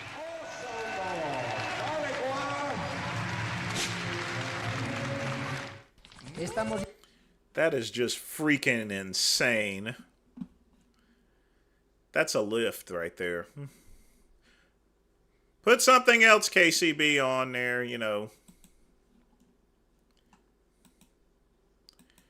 No more Charlie. But in the meantime, until some more videos come in, we're going to put the Greg Doucette one on. Gentlemen, welcome to the vlog, baby. We're at the Mr. Olympia. I'm on 2 hours of sleep. We just got off a red-eye flight. I'm with my main man. Hold up. Big Hank, baby. What up with it? How you feeling after that flight? Oh man, that was a rough one. We're in the belly button of Florida right now. And it's not a great place to be. It's just not. I don't know who y'all are gonna live in Orlando, but I ain't looking. Hey, that guy, definitely, if you donate $50, I'll play a 30-minute Sean G video. But I'll tell you right now, if you try to cancel it afterwards, you'll be permanently banned. So, you've contributed before, but yeah, if you would donate $50, I will play a 30-minute Sean G video. One of them, for sure. You get all the bad things of Florida and none of the good things. And normally, guys, I don't mind flying. But today, I sat in the middle between Big Hank That's right. and a big warmer. I had no room My butt has never hurt that bad, ever. Well, we paid for priority, and we still didn't get priority because we were late. They just shuttle everyone in. Southwest, like, get the f on the plane. I don't care where y'all land. Like, that's it. Let's go. You're sitting in the front row, your bag's all the way in seat 29. That's where it was, too. Literally. Yeah. What's with the 2 earrings? How old is he anyway? That's sort of like late 90s Limp Bizkit kind of attire. You're playing like concert volleyball all the way to get to the top. So yeah, we're here. We got a bunch of Anabar meetings and stuff, you know, trying to do some good business. Mm-hmm. Yeah, we get to the people we talk to every day, people I talk to every day, like I'll get to meet those people. So the people that I send my degrading emails to yelling, we'll get to meet them in person today. So we're looking forward to that. Are you ever worried about getting catfished? Well, I'm not exactly sleeping with these people, so I don't think so. I guess I misunderstood the nature of the relationship. I don't know if you guys can tell we're a little slap happy. I'm on literally 2 hours of sleep. I slept pretty good last night. I don't know. But y'all, I don't feel bad. Well, I don't feel bad. I feel funny. Yeah. So we're getting our caffeine in. I'm fasted right now. He just said, what'd you just eat from Starbucks? Hey, that's not Starbucks. That's like, I don't know. It's like Starbucks with a C. Because that was terrible. Yeah, I don't know. I just feel bad after eating that now. That was horrible. Well, I decided to skip breakfast. Seems like the right choice. We're just doing a little fasting, so I picked up a sugar-free Red Bull. I do need my caffeine. He's drinking a coffee and a Red Bull. What do we give him a view of that? A panoramic. This is not Starbucks at all. That does not taste like the liberal juice I drink every day. That's for sure. The first giveaway was the lack of pink hair making the drinks. That's what you named it. Yeah, really. Yep. Anyways, guys, we're gonna down this stuff. We're gonna try to get into our hotel rooms, and we're gonna hit this expo, baby. I've already seen a couple people here, big fitness celebrities. Yeah. A couple infamous celebrities. Yeah, something like that. Yeah. So yeah, let's see what we can't get into. Let's go.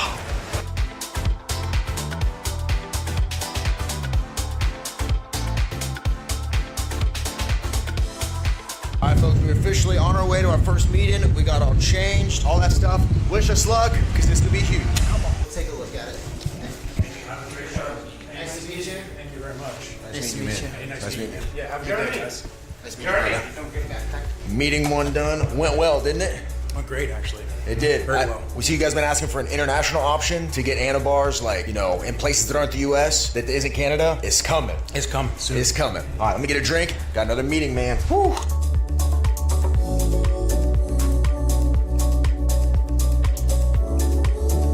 Check this out, guys. Meeting number 2 came with drinks, and they got a variety of snacks, but look at this. Ooh. I mean, look at the amount of these left. Look at how many of those are left. I mean, you know, I'm not really saying nothing. I'm just showing it to you. All right, guys, I had to dip off real quick to use the restroom. This is crazy, right? I went to, like, the Arnold Classic before. I've been to the Olympia before when I was in Vegas. Like, you don't realize it, like, while you're at the expo, there's all these meeting rooms behind you, and, like, there's just brands meeting and networking. Yeah. That's awesome, man. Well, hey, man, appreciate you. Thanks for saying something. Hey, hold up.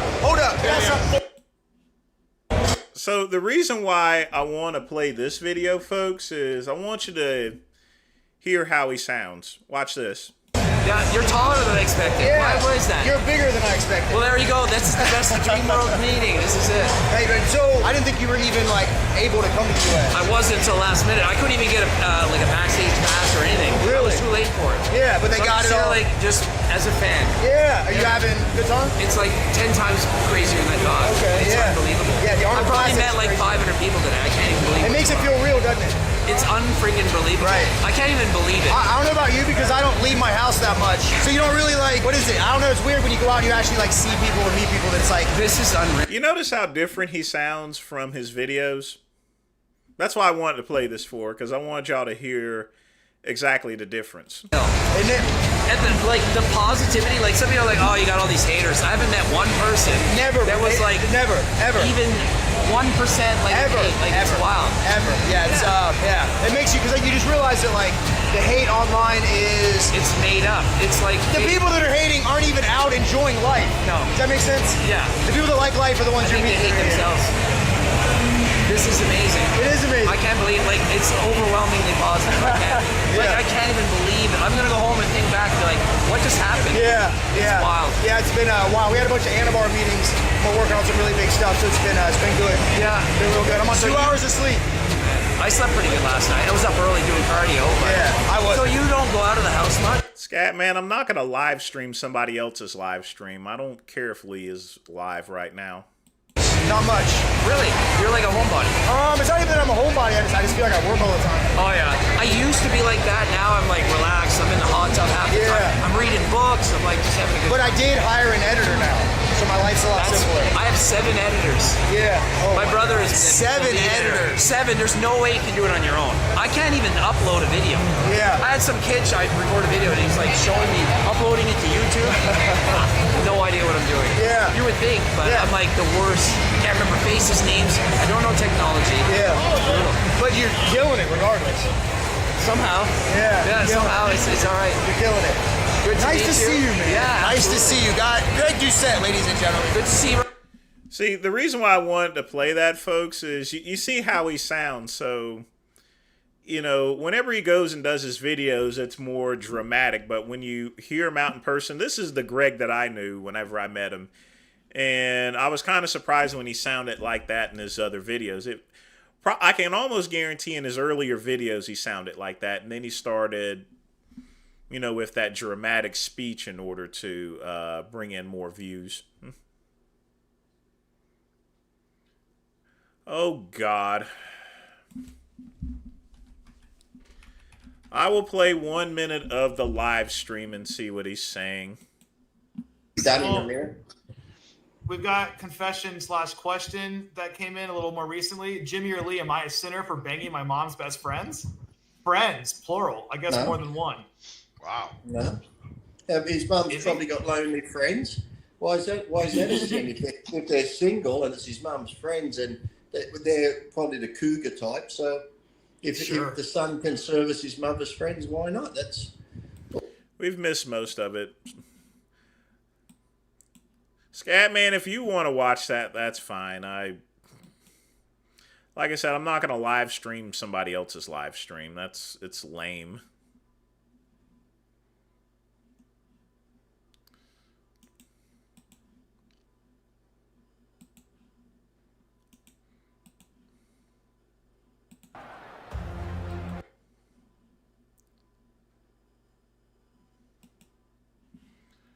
Sumo? Huh.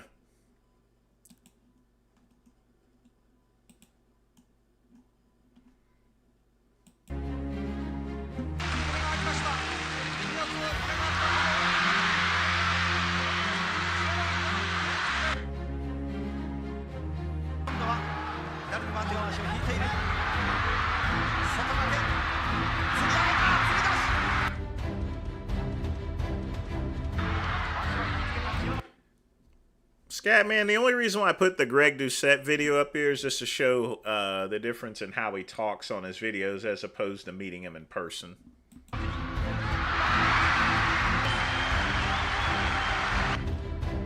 If you posted that guy, we'll check it out.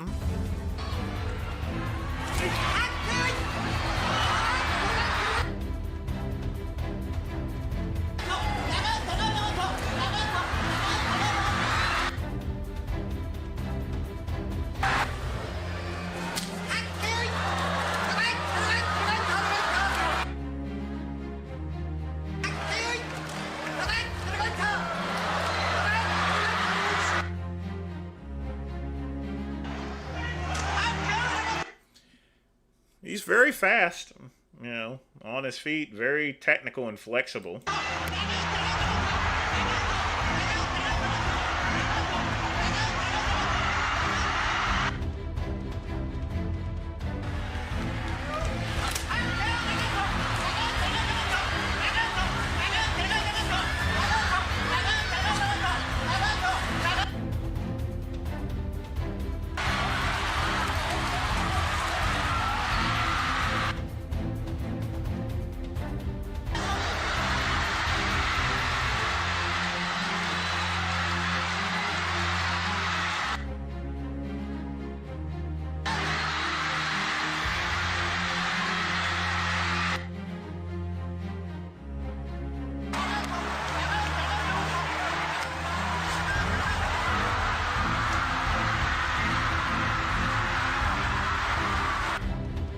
Jeez. It's a good throwdown right there.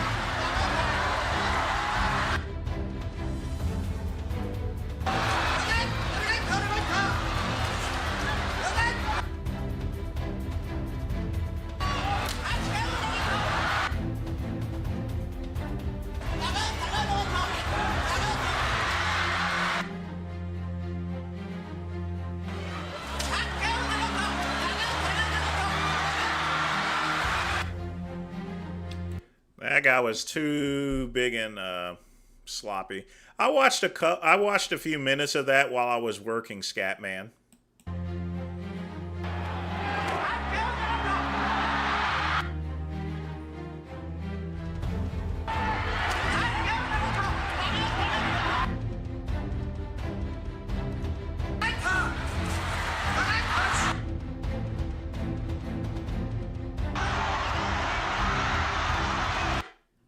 Well, Jump Tube, it's not the size of the dog, it's the fight in the dog. Plus, that dude that was super fat, he was out of shape, so well,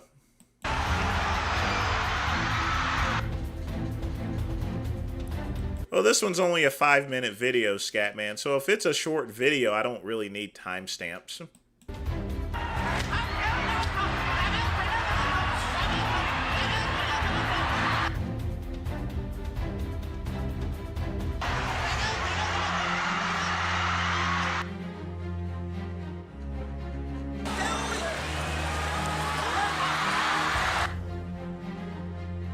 Now that had to hurt.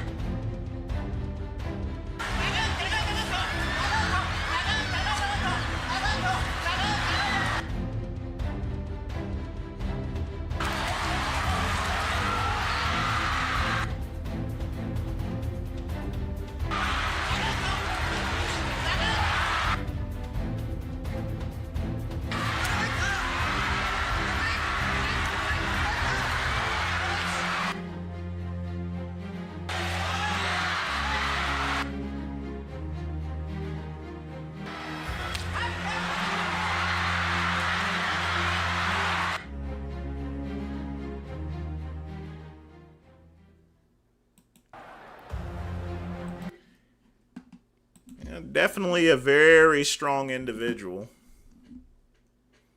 I think he got in some trouble or so, if I'm not mistaken. Or maybe I'm thinking of another person.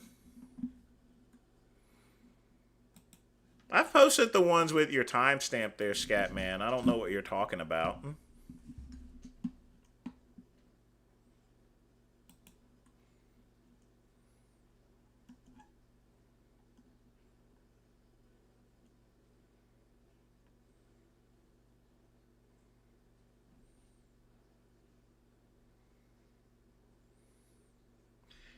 Yeah, he got involved in some match fixing and retired. But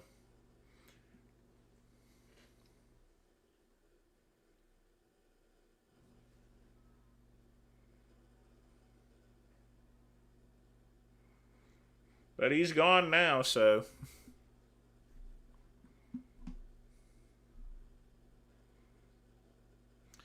Come at a regular person as a sumo wrestler and see what's up. No knees. Depends on the super wrestler. You posted and ignored the timestamps. Well, I'm sorry.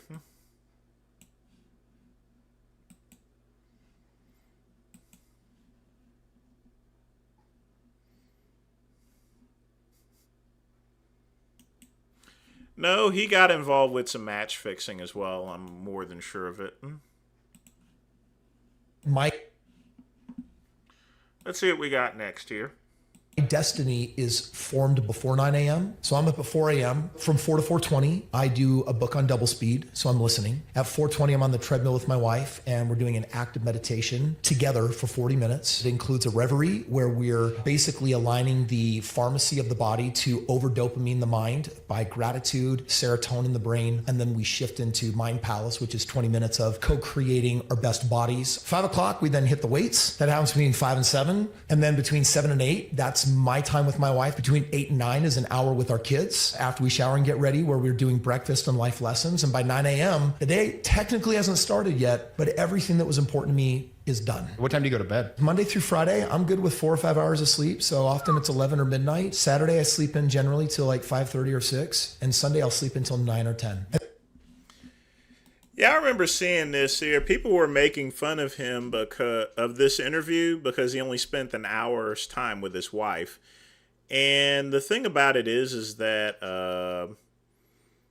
you know, whenever you're married, it's together. So as long as she's cool with the amount of time that they spend, that's all that really matters. It's really not anyone else's business as far as to what their routine is like, you know. I know some couples that are together all the time and they argue like cats and dogs, you know. The home business king is you.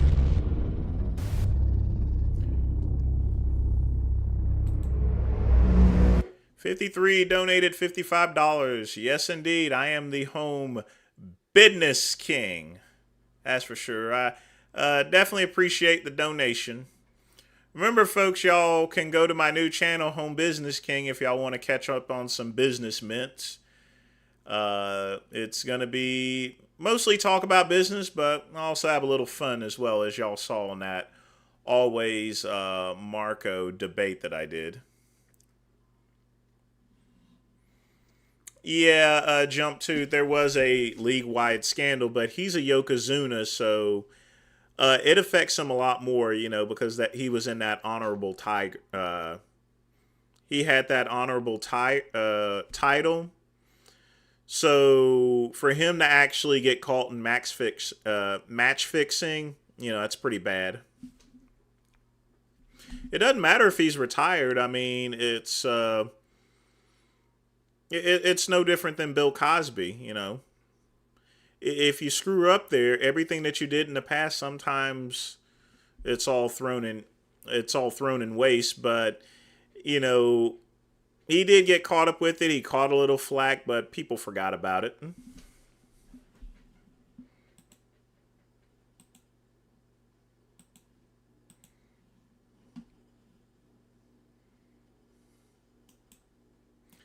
But it's okay. This is that Johnny Shreve video, I think. But yeah, like I was saying before, it's no one's business as far as to how a husband and wife suspend their time, you know. And obviously, technically, he spends more than 1 hour with his wife. But, you know, they're a couple. This is something that both him and his wife have determined as far as to how to schedule their day, and you got to respect that, you know, because again, it's their lives. It's not nobody else's. It's nobody else's business.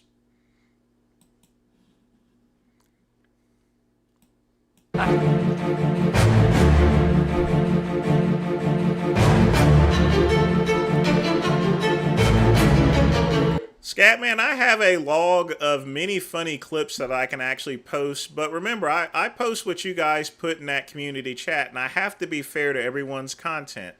Now, I put your stuff in there, Scatman, and some people didn't like your stuff, you know, but I still put it in there. So be respectful for what everybody else submits there, you know, plain and simple.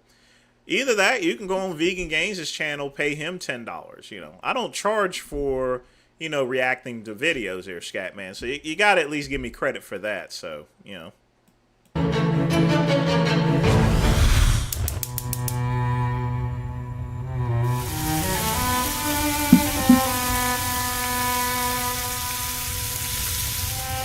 That's way too many eggs for me to eat.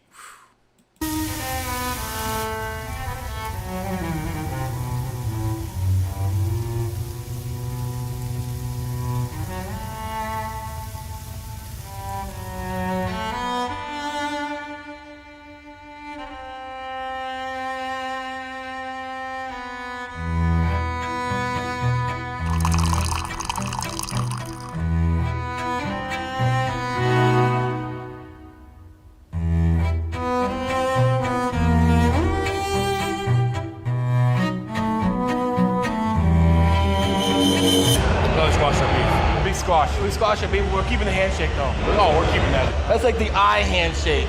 You know what I mean? But we gotta say goodbye. Dr. Mike's son's leaving, so we gotta go. Not as bald. He's definitely better looking, but good to see you, brother. Always. Nice. I was wondering if I was gonna see you here. Good to see you guys. Too, bro. Good to see you too. It's been a minute. He's my boy. Reunion time. Reunion time, baby. We really do. How long are you guys up for? Dude, just today. You've been killing it, bro. Try, man. I've been watching. Yeah, You've been killing it. These are my family guys. I know you guys are following me no matter what, but these guys are the guys that trust. They got the best stuff out there. They're genuine. They're vulnerable. They're transparent. Hey. They're real. This is the real deal shit here. Hey. That's it. Thank you, bro. Yeah, man. Love you guys, man. Good to finally meet you. Finally meet you, bro. You and Greg, you said the same day. Yeah, How you guys we doing? planned it. We planned it. You guys did? No. Okay. You guys are both. How you doing, John? How you doing? Pretty good. What's that? You're just on the Balkan, aren't you? I'm on a bulk, yeah, but I got food poisoning the other day, so I haven't really eaten in the last like 36 hours. No, you're close. You're really close. Thank you, man. You're super close. Appreciate it. You'll be there. You'll be there. I've been on a lot of sides this last off season. So Yeah. Never actually took it seriously. Cool, Awesome, man. man. Pleasure, man. Pleasure. Definitely. Stay up, man. You're doing your thing, buddy. You're doing great, man. You're doing great. Appreciate it. Yes, sir. Yes, sir. Good to finally meet you, man. How you doing? Good, you? Oh, got my mouth full.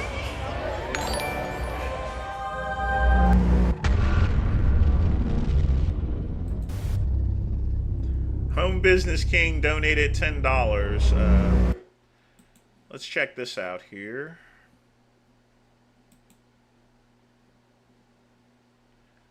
Uh-oh. What do we got? Not what you want to hear. If you're active and you have a tear with full retraction, most of the time you'll require surgical fixation. What do we got? Not what you want to hear. If you're active and you have a tear... Ooh, that had to hurt.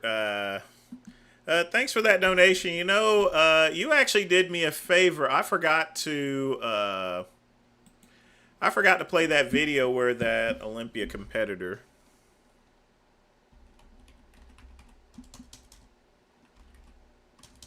I forgot to play this here.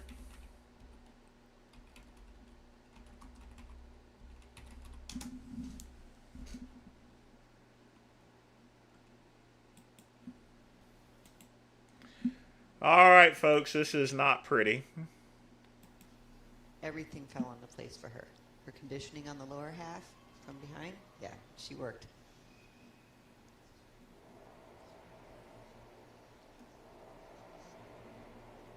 Let's move towards the injury itself here. Wow. Oh, let's see where it is.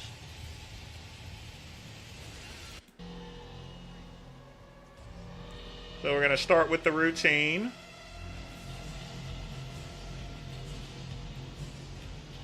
Missy was a gymnast. She has definitely a cheerleading background.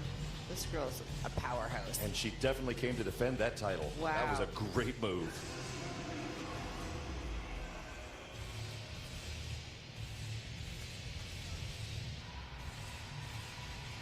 Wow.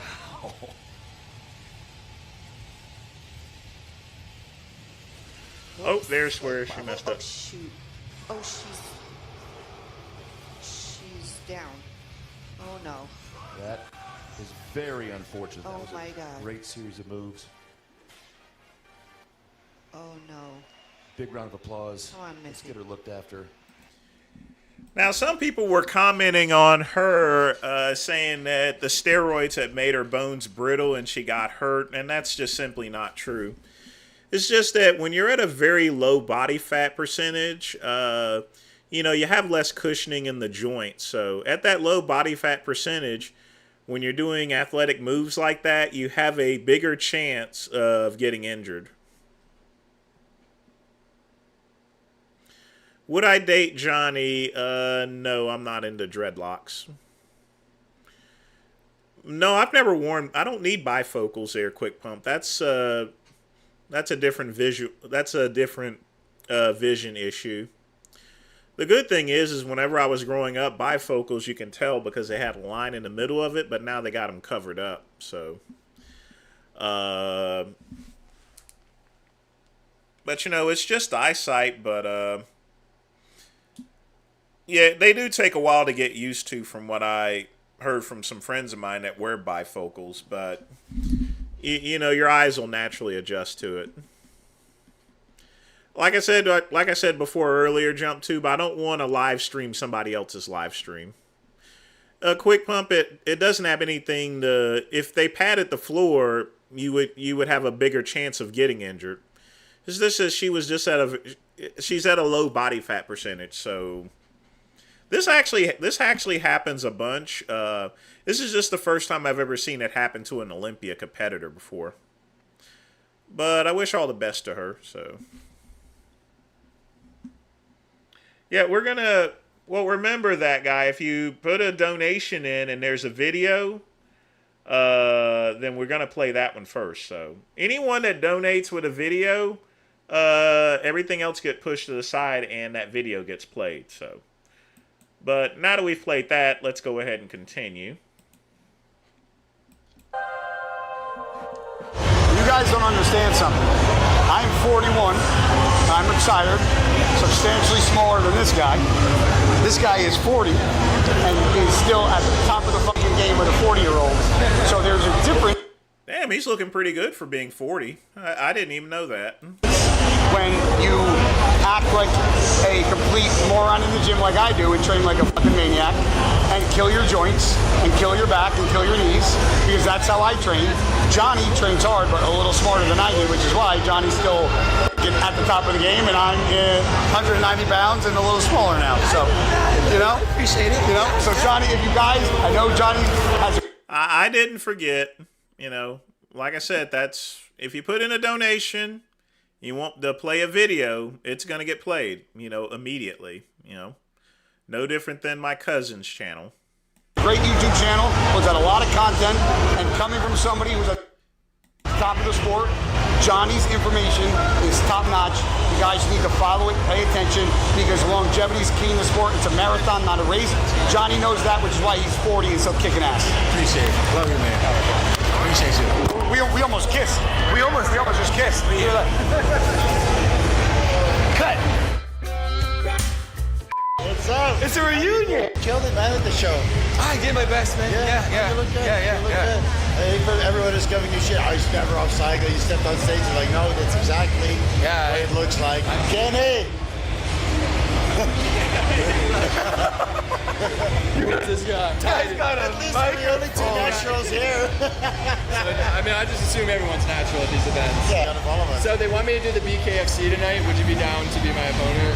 The BK, what the BKFC? The bare knuckle boxing. Yeah. Of course. Right. Will you be my coach? Ringside? Sure. Perfect. That's not actually happening. Yeah, I'll get you. No, yeah.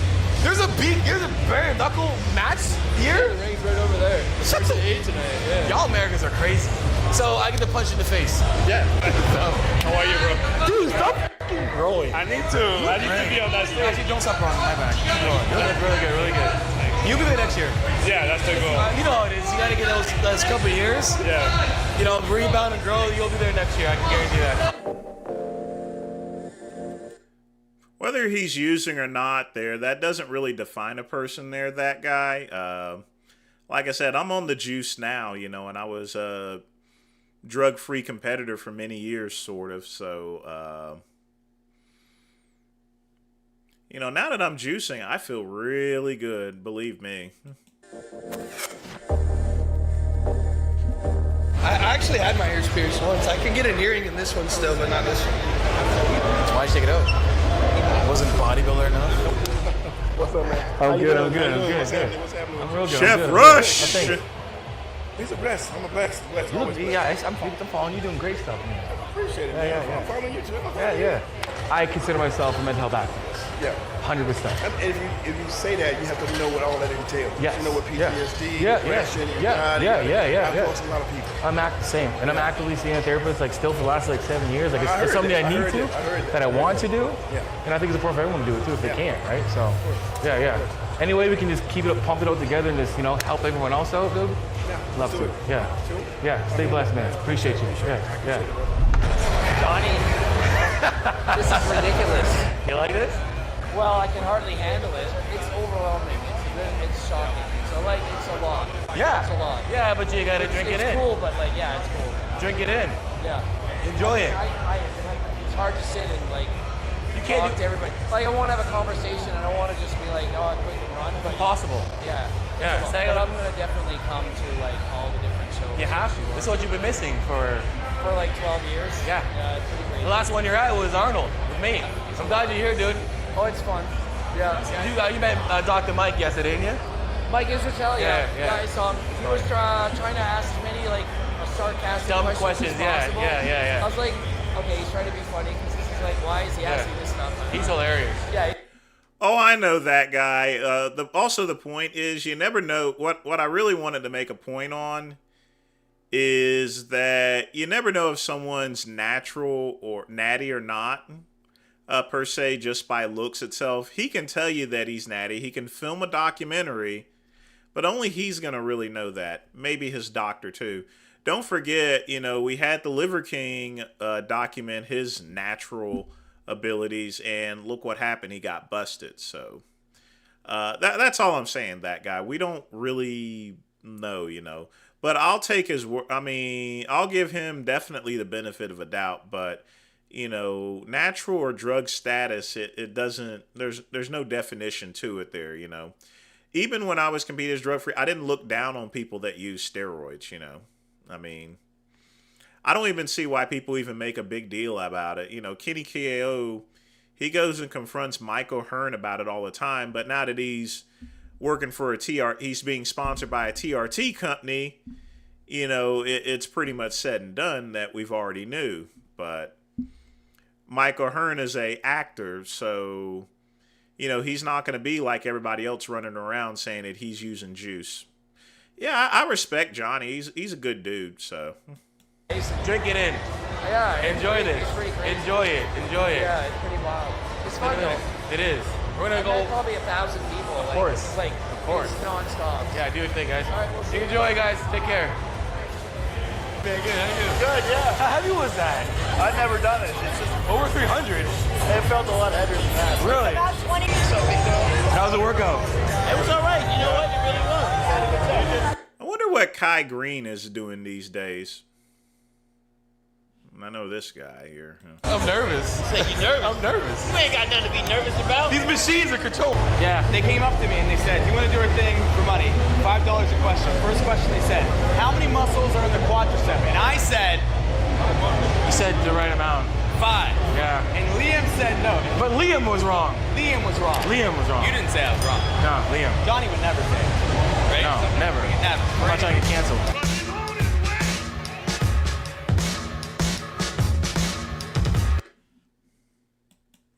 Yeah, it has been a while since Greg's been at any show. It's been a while since I've been at a show. Honestly, I may go to the Arnold this year, and stuff. And you can do a lot more business as opposed to going to somewhere like the Arnold or the Mr. Olympia. Less bullshit to put up with. All right, let's see what we got. But hang tight, folks. I will be right back. Gotta take a piss.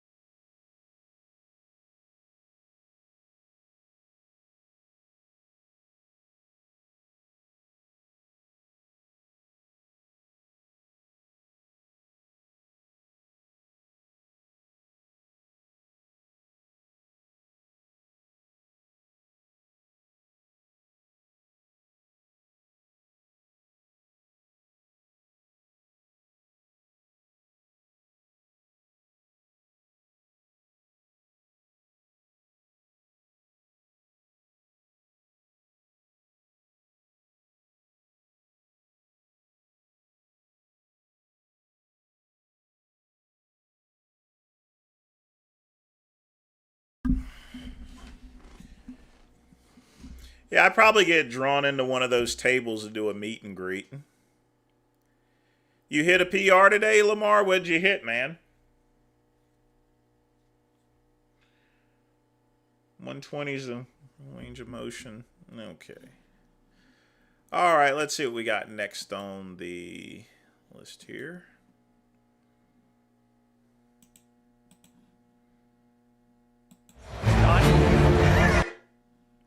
Oh, we got that.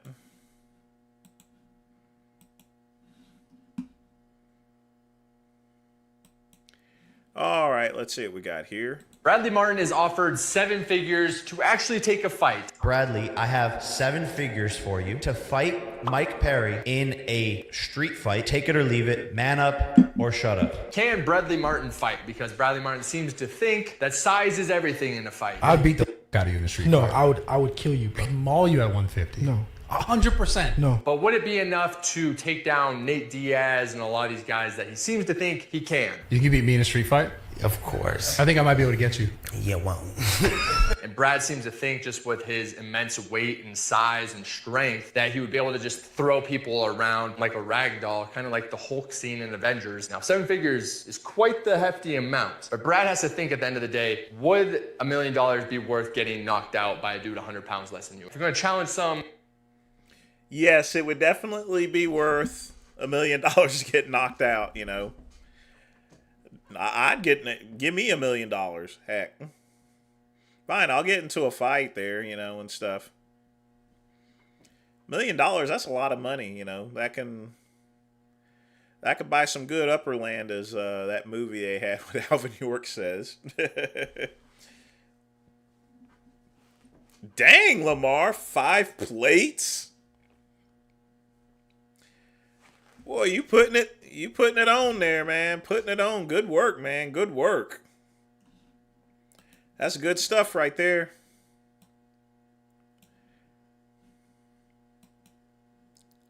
Keep going. You're going to catch up with me. I'm just messing. I've never done 5 plates before, ever.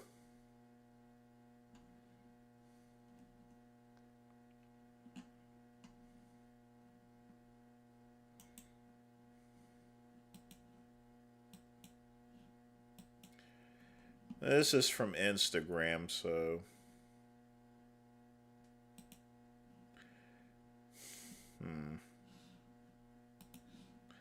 Let's see what this guy's got to say.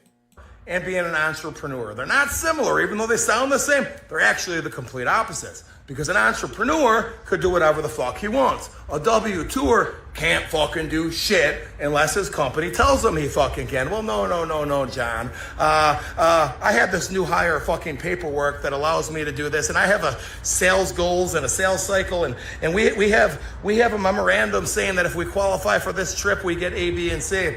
Fuck you. You're employed at will because you're a W-2er. Unless you have an employment contract that outside lawyers fucking typed up and reviewed, you don't have shit. And you're a W-2er just like your fucking assistant. You could show up tomorrow and be fucking fired. All right? Now you might be asking, isn't it in the middle of winter, John? How long ago did you film this? I filmed it fucking now because I'm at my second home in fucking LA. Another fucking thing the W-2ers usually don't have access to. All right? Everyone files a W-2. You know, even Donald Trump has a W-2. What is he talking about? All right, that's it. Hope you learned something. Bye. I don't explain the difference between being a W-2er and being an entrepreneur. They're not similar, even though they sound the same. They're actually... This guy's drunk.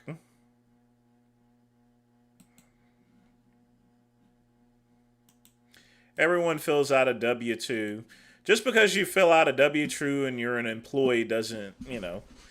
That's just an example of someone that's looking down on someone for no reason. Folks, we're not doing any more Charlie Zeganoff. No more of this. I'm just tired of looking at, because all he's doing is stalking people, and I'm not going to have my channel turn into something that glamorizes someone getting stalked. That's just, you know, that's why I've cut off all these Charlie videos, because all of them involve him stalking someone, whether it's Brittany, whether it's Kim. I don't need to be promoting that type of shit, you know? So no more of the Charlie stuff.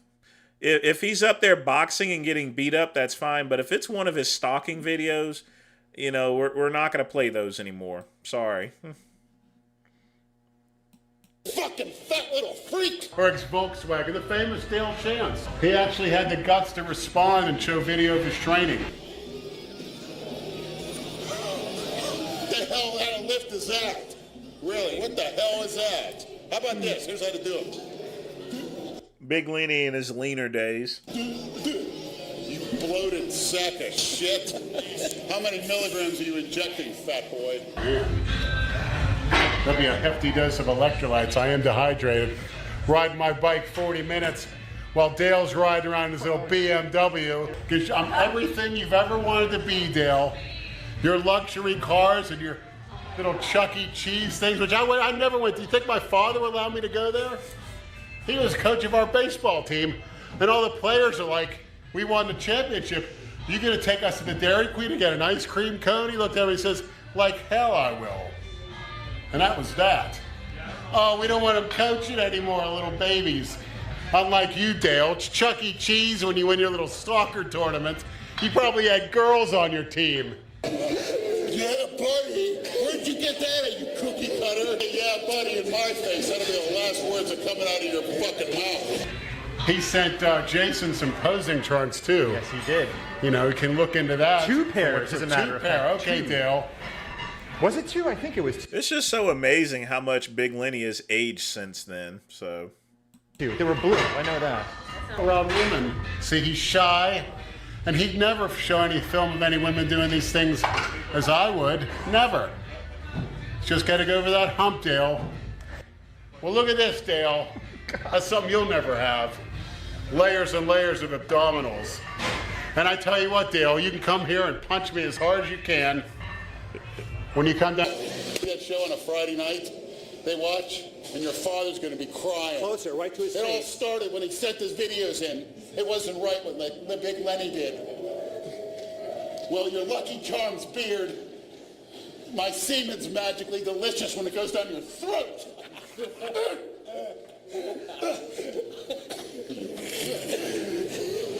Oh my God. Dale looks like a bloated, hormone-abusing piece of garbage. Because you're a cookie cutter, Dale. Can't team up as hey, Brad, I was just a Chuck E. Cheese. What are you trying to be like Dale Chance? I guarantee you, he went to Chuck E. Cheese 24 times as a kid. I guarantee it. He's going to be escorted out by the police pretty soon. By Officer Emma. Well, some of the videos JumpTube are actually 10 years old. When he's a lot more darker, that's about 7. But at this, I think this is about 2013, 2014 or so. This is almost 10 years ago. I need some electrolytes and some bacteria, too. That's what I think about you, Dale. You fucking fat little freak. You're a disgusting human being. At least I'm not a cookie cutter. Come on. Like Dale Chance. Chuck E. Cheese Chance. Dale Chuck E. Chance. You gotta wear headphones if you won't hear anything. Kicking this lady. Where's Jason? Hey, you done over here, Lane? Yeah. Still doing squats? Yeah. Just warming up the lower back, getting some blood in there. Unlike Dale, with his lousy form. What the hell kind of lift is that? Really, what the hell is that?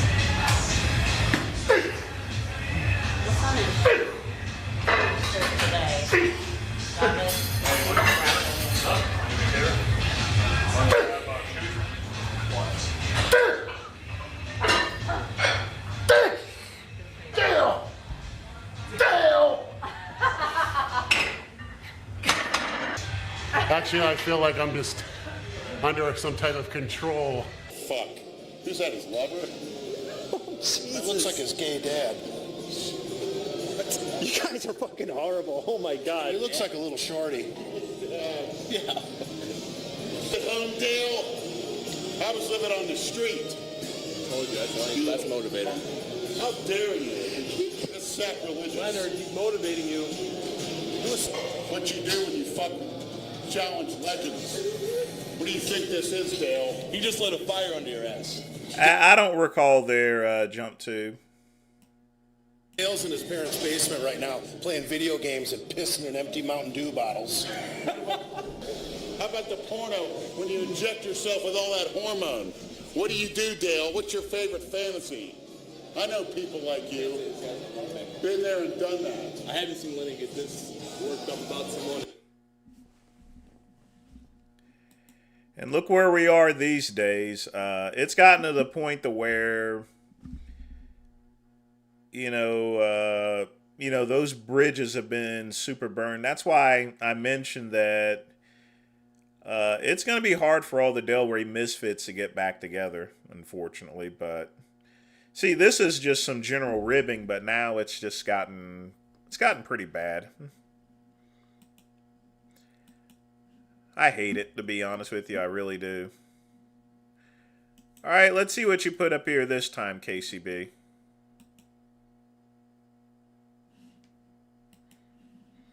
Well, this does look safe, I guess, so.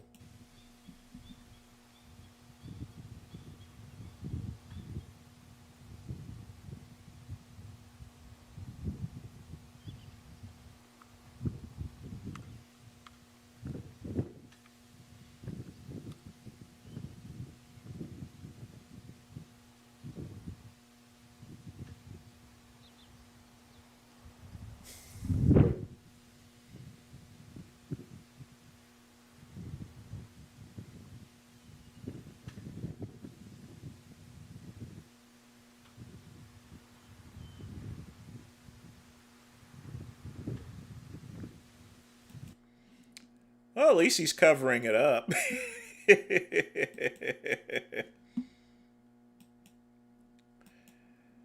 But definitely disgusting, so. While we're waiting for other videos to come in, let's check out some of my other pre-cut ones here. Yeah, that Rhino probably did use Fiberize.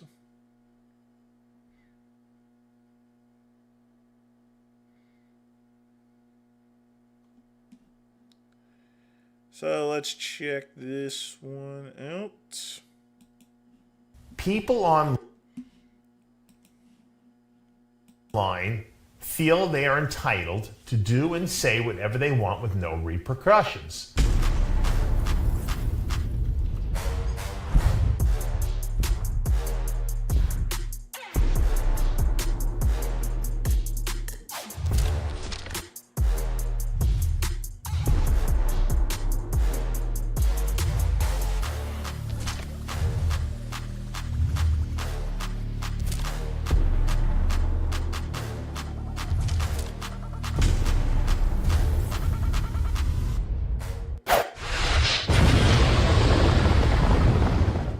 Dave Palumbo here with another RX Muscle rant. Today's topic is going to be about social media and the fans and what they think they have the right to do and not do and what we should do about it. The thing that really brought this up is I was watching a video by Whitney Jones, who's a former fitness Olympia champ. She had an amazing routine here at the Olympia in 23. She injured her shoulder at the very end. I don't even know how she finished the routine. She's a real warrior, a real champion. And, you can see the pain on her face. In the routine, first of all, the routine was really good. And I'll put some footage up on it while we're talking about this. And she has this little battle going with Missy Truscott, who won last year. They've traded back and forth, Olympia victories and Arnold Classic victories. And Missy actually got hurt at this Olympia and couldn't finish. Whitney was lucky to be able to finish her routine and didn't have to drop out. But anyway, they have this battle back and forth. And Whitney, has her little insignia that she always goes by. She's a lion. And Missy kind of goes by, she's the predator, she's the shark. And during... No, I still got the Fiberize that Dave had given me. I've tried it before. It's good for taking a good dump, but since I already eat a lot of oatmeal jump tube, there's not really much of a need of it there, so. Whitney's routine. If you want my canister of Fiberize, you're welcome to it. She kind of took a shark head and kind of tossed it right in the beginning of the routine. I'll show you the footage. And it was funny. It was a funny routine, and she was saying, look, I'm gonna beat this girl this time. Because, they're always going back and forth, and Missy is the reigning champ.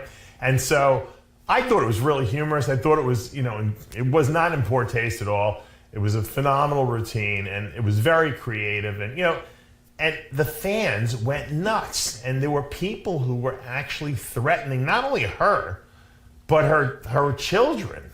And stalking them on their posts on social media. It sounds absolutely insane and nuts, but people online, trolls go hard, and they go a lot harder than when I was in my when I was at my prime there. So people just go crazy these days as far as social media is concerned. Dave's actually looking a little bit bigger, actually, KCB. Feel they are entitled to do and say whatever they want with no repercussions. The same goes for what happened with, Hadi Chupin's fans. Hadi, loses the Olympia, and his fans go nuts. And they start threatening people. They shut Derek Lunsford's Instagram down twice. I'm sure there were plenty of threats. I know King Kamali tells me he gets threats all the time from fans from Iran and the Middle East, who, if God forbid he says one bad thing about a Middle Eastern bodybuilder, especially someone from Iran, he gets death threats all the time. I get crazy, stupid stuff too. Not maybe as much as these guys, but I don't even... 53 with a $50 donation. Definitely appreciate that. Let's see what we got here. Woo, boy. What is that thing? What in God's name is that thing? Kasawari.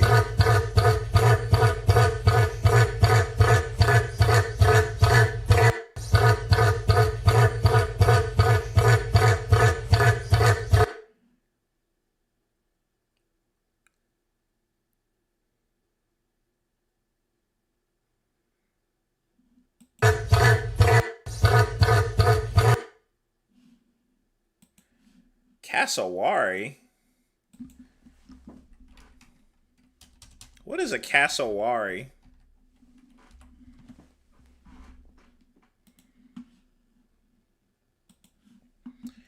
Cassowary is a flightless bird. Smaller only than the ostrich and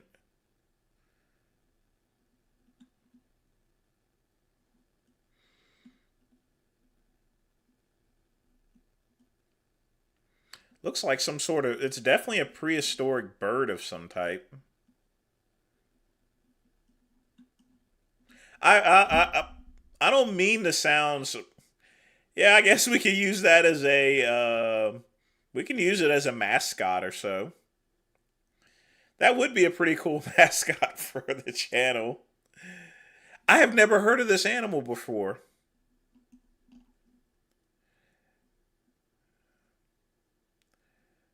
Has no natural enemies other than humans. The chicks are... I figured it'd be a pretty violent bird.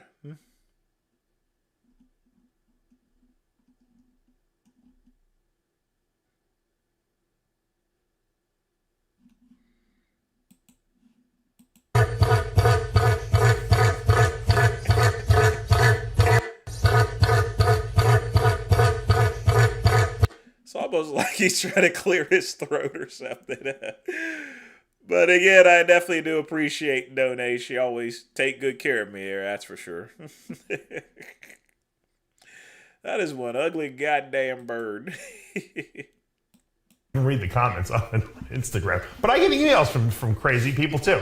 And I just ignore it. I mean, it doesn't matter to me. I don't care. But... KCB, I would have no doubt that is a pretty deadly bird. I wouldn't fuck with it. I'd be scared half to death if I saw that thing in front of me, given the size of it according to those files.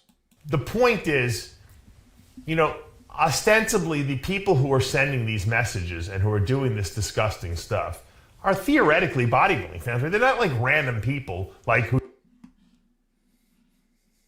just, Sorry, I got to do that again.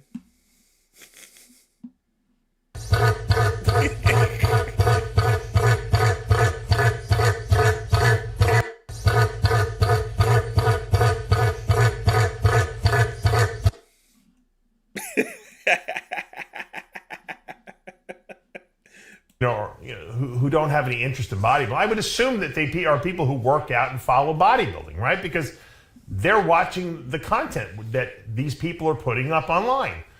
And they are doing despicable, disgusting stuff, crossing the line. And yes, I know it's easy to tell people to just ignore it and don't worry about it. Not everyone can do it, okay? I don't give a crap about what people think about me because it doesn't change me one bit. But a lot of people, get very upset by it. And some people have a right to be upset by it because when you start saying things about people's families and children, that's crossing the line. And you know what? If you want to be a member of our Iron Brother and Sister community, you should be ashamed of yourself if you're out there putting that stuff up, acting like a real... It's good for Dave to actually speak about this, but, there's no real way to really stop trolling, I mean... And given the Israel-Palestine conflict, King Kamali has been always threatened for quite some time, given the nature of things. But yeah, it is getting a lot worse. But there's no way there's nothing you can do about it,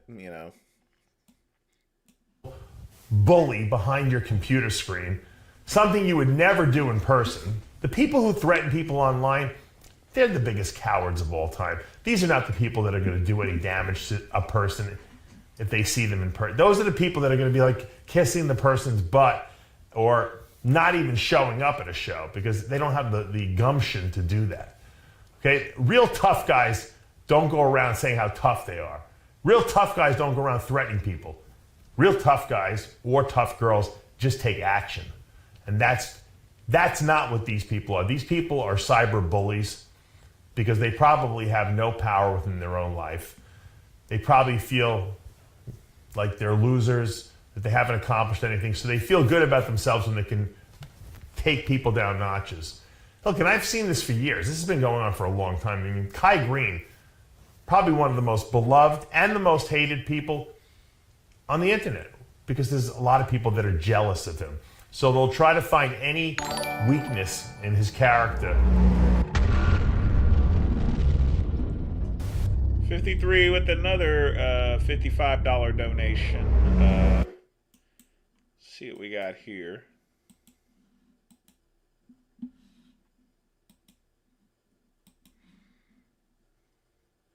Predadores. Existe otro grupo de asesinos que pueden ser igualmente letales. Son los animales que atacan Jesus Christ, that is a big fucking bird. para defenderse, como este casuario.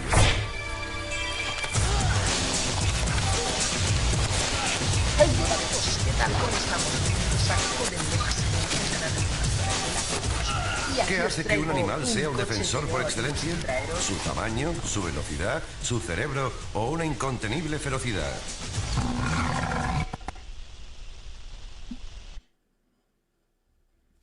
It's like a fucking dinosaur. That it's not only big, it's scary.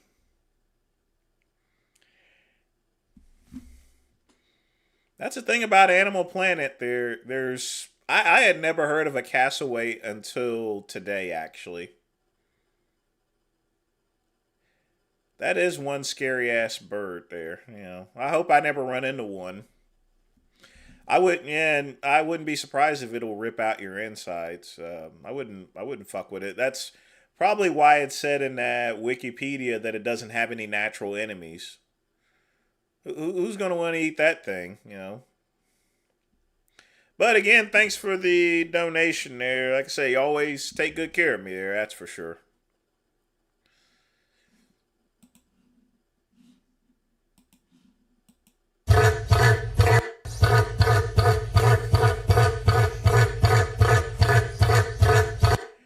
I got to do something with this video in another later video. I'm going to make something.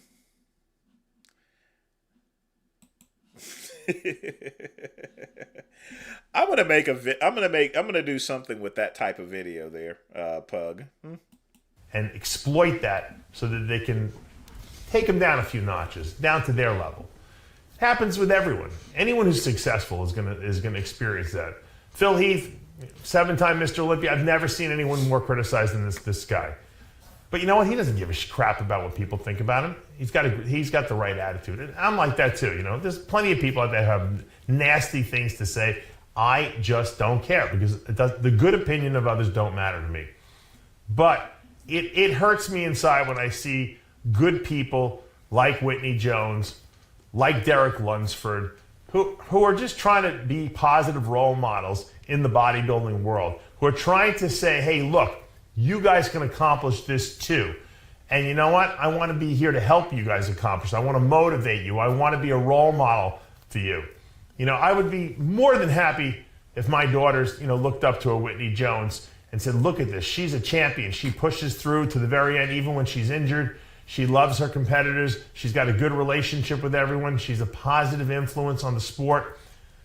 Same thing for Derek Lunsford. The problem is that when you are a role model and you're at that level and you have this mob mentality following you, it's your onus of responsibility to say, hey, look, fans, I didn't win here, but I don't want you guys taking action on anyone else. I don't want you to disgrace me by trying to stick up for me and hurt other people, because that's not who we are.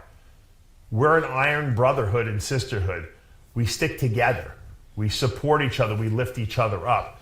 Look what happens when people fall on hard times or get sick or injured. What do? We contribute to a GoFundMe because we don't want to see anyone sick or anyone hurt or anyone out in the cold, so to speak. Because we're all in this together. We all do the same thing. We work out. We love the sport of bodybuilding. We love competing. We love the entertainment value of it. We love the health aspects of it. And just like in life, when people are down on their luck, we have to be there to lift each other up, not bring each other down, because it just paints a very negative image on our sport, and it makes us look like a bunch of losers. And that's not who we are. There might be a small percentage of people out there who are that, but you know what? I don't want to see that. And you know what? If you don't have anything positive to say, or if you want to do something threatening family members, and you want to, you know, try to scare people because you're a coward and you like to go behind your computer screen and be a big shot and a bully, you got no place in this industry. We don't want you. Get out. And for all the people who have been victimized, you know what? My heart goes out to you, but you know what? You got to just ignore these people. They're not worth it. And if we don't give them any credibility and we don't give them any attention or any of our energy, they'll go away, because it's our attention to this negativity that feeds these parasites, I call them, on our industry. And they're in every industry. You see it in the entertainment industry, you see it in the sports world. There's a lot of people that are just very unhappy, and through their unhappiness, they try to suck the energy of the people who are up here. And I'm sorry that Whitney Jones had to go through that, but you know what, guys? Give me a break. She had a super, super entertaining, creative routine. I doubt Missy Truscott was insulted in any way whatsoever. She probably laughed and enjoyed it, and I'm sure she'll come back even better next year with an interesting routine of her own. So don't give any of these keyboard warriors any of your energy or any attention whatsoever. Focus on the positive. Focus on lifting us all up. We love our role models. I got to tell you, I think the sport's at a really good place. There's a lot of great divisions with a lot of great champions who are inspiring a new generation of bodybuilders and fitness athletes in our industry. Let's not embrace this cancel culture where they want to put everyone out of business and bring them down to their own misery. I'm over it. I know you guys are over it too. If you want to be a negative influence on this industry, you want to be an energy drainer, you want to be someone who brings us down, guess what? We don't want you. Get out. Dave Palumbo with an RX muscle. I mean, Dave is 100% right about what he's actually saying. no athlete deserves to be threatened or antagonized or so forth. But, again, I have to point this out. What can you really do about it? I mean, for real, there's not much you can really do as far as to the trolls, and it's gonna get a lot worse, folks. I mean, unfortunately, I hate to say this, it's going to get much worse. Especially with this whole Israel-Palestinian conflict.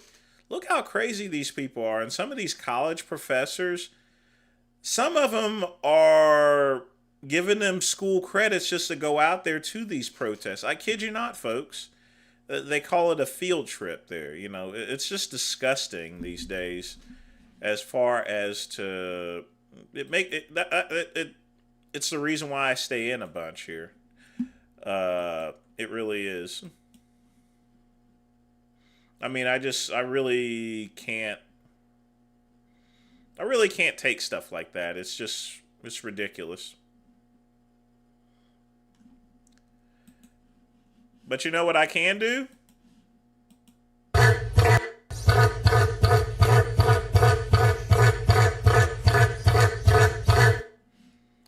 That sums up pretty much as far as that whole situation is. It's just that. I gotta really do something with that video. I'm glad Pugman let me know about this. I'm gonna do something with that. I really am. One more time, folks.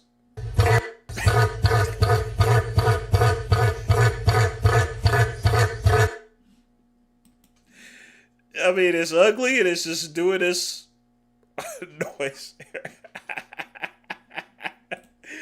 Oh boy, I just can't help play that one.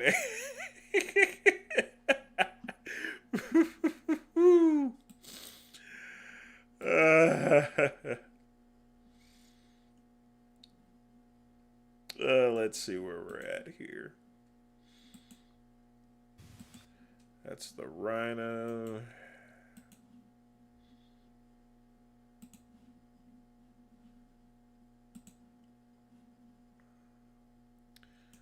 What is this?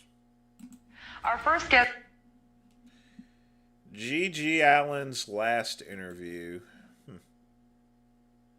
G.G. Allen has been called the most violent man in rock and roll. Some of what you're about to hear may not be suitable for children. Also, 4 nights after G.G. Allen taped this broadcast, he gave his last concert here in New York. As usual, his performance was fraught with the onstage violence that had become his trademark. The next day, G.G. Allen was found dead. A police investigation is underway into the cause of his death, but a drug overdose is suspected. What follows is G.G. Allen's last interview. Parental discretion is strongly advised. This rock musician says he has more power over your children than you do.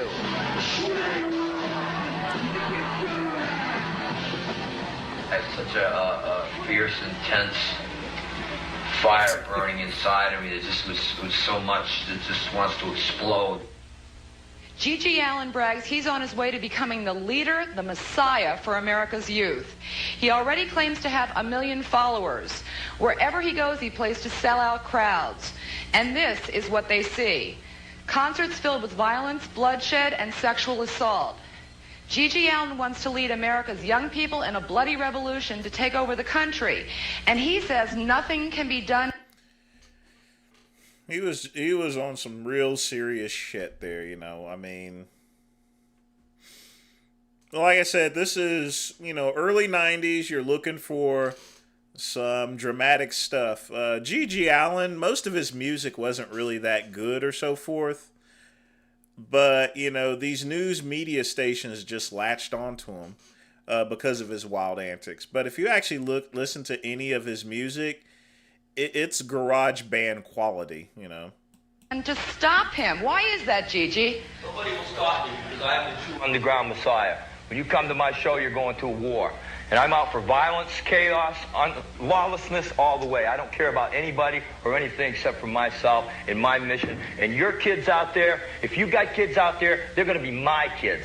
I'm going to own those kids. They're going to do anything that I say. And why is that? Why do they do anything you say? Because I'm the king, and they can identify with me because the real true nonconformist children in this country are sick and tired of their parents, their schools, their people force-feeding them what to do. I am the answer. When they listen to my lyrics and they listen to my songs, they're listening to the way that it really should be, and you know that, and I know that, so don't brain, because your kids are my kids. All right, I don't mean any disrespect here. I had never heard of you before we were going to do this show, okay? And I did a lot of reading about you, all right? Now, I want to know, is this, you seriously mean what you're saying? Absolutely. This is not an act. I've been doing this ever since I was a child. This is what you see. Yeah, that's, sorry, I missed that question. Yeah, that's Jenny Jones. Is what you get. I do this, when I wake up tomorrow morning, I'll still smell the same way, I'll still look the same way. This is not a show, this is not an act. I am that guy. Now, do you honestly believe that you're a charismatic figure? I believe that I am the king. I am the Messiah. I rule the rock and roll underground. I'm bringing us to a revolution against the government, against the police, against any form of society that is trying to put... Messiah and prophet. You don't get what you want, you get what you deserve. Yeah. Yeah, his lyrics were pretty hysterical. Like I said, but his music was garage band quality. It wasn't that good. You know, and because his stuff wasn't good, I think that's why he did so much outrageous behavior, you know. Put us down and restrict us in any way, shape, or manner. You cannot conform. You must be a true nonconformist. To hell with what your parents have to say. Okay. I am the man. Okay. That all you have to do is listen to what I have to say. Okay, well, who told you were the Messiah? I said I was. Okay. And I am, because these kids, I get letters from all over the world. People worship me. They come to my shows. I'm going to rape the girls. I might rape the guys. I might have sex. I want it all. I want it all, and I'm going to have it all. Okay, let me... Because I am everything. He wants to rape the guys. I mean, like I said, yeah, G.G. Allen was a nutcase. All right, yeah, you... I will probably have to edit this out after it'll probably get trimmed from my live stream, but it's just an example as far as how crazy he was. Well, you go way beyond sex, drugs, and rock and roll in your performances. You self-mutilate on stage. I self-mutilate. I beat the out of my audience if they're in my way. I take them out. I don't care. I don't care about anybody or anything. When you come to my show, I'm the boss, I'm the king, you do what I say. You can challenge me, I have no problem with that. I like the confrontation. Yeah. But you're gonna lose. All right, are you proud of what you do? Ryan, you should know the answer as far as dating this guy here. No. Absolutely proud of what I do. Why are you proud of what you do? I probably couldn't stand within 50 feet of him because this guy didn't bathe at all. He didn't wash his ass or anything. In fact, whenever he died, they didn't even wash him. He wanted to be buried unembalmed, everything. So he was all bloated up and everything. That thing must have stunk that church must have stunk from high heaven. And he was buried with Jack Daniels and some other stuff. What you do? Because I am who I am, and I'm not a phony like everybody else out there. I am real. And how many of you can, at 35 years old, sleep with 16, 12, 13-year-old girls and boys and animals? Hey, this is the life. I got it all. And I got your kids. You worried about him, audience, or what? Yeah? You better be. How many of you aren't worried? I mean, most of the stuff he's saying is bullshit. If he was sleeping with 12 or 13-year-old kids, the FBI would have snatched him up in a minute. No, he's just talking out of his ass, jump tube. I mean, I've seen this interview before, whenever I was a kid, so... They used to put this stuff on all the time. Whenever I got home from school, there would be Oprah, there would be Jenny Jones, and then, of course, my favorite, Jerry. But, yeah, the talk shows was on when I got home from school. How many of you think this is so ridiculous your kids would never buy into it? Okay, right. Come on. Come on, I'll take you on. Well, run right now. Come on. All right, simmer down. Come on down. Simmer down. We'll see, won't we? All right. It sounds like you're real angry. I've been angry since the day one. I knew the day I was born. Why are you so angry? I just hate everybody. There's no need for me to like everybody. Everything that I have in this world, I put back into number one. I am number one. I don't need to give anything to anybody. You don't need to give anything back. I don't need to give anything back. I take it all. All right, do you know why you have so much hatred? I have so much hatred because these robots, these conformists, these people that dress in their uniforms, and I'm sick and tired of it. What are you wearing? What is that? This is not a uniform That's for not me. a uniform? You could say it's a uniform. I could say that's a uniform. So I got a But uniform, you don't have a No, this is uniform. what I wear every day. If you see me tomorrow anywhere in Manhattan, you'll see me wearing this, and probably a whole lot less because you people wouldn't let me take my clothes off. I'd rather be out here naked. This was a good decision. It does not matter. All right. Yeah. This is real, and it's very important that people know that their kids are my kids, and I'm going to teach them, and you can't have them back. You've repeated yourself on that Well, one, I'll okay? repeat it again All until right. you get it right. I want to get new information. We have limited time here. Do you What do care you about? want? Do you care about anything? I don't care about anything but myself, and what I write and what I do is law. How many times have you been in jail? I've been in jail. I've been arrested over 52 times. I've spent 3 years in prison. You notice how they're clapping for being in prison?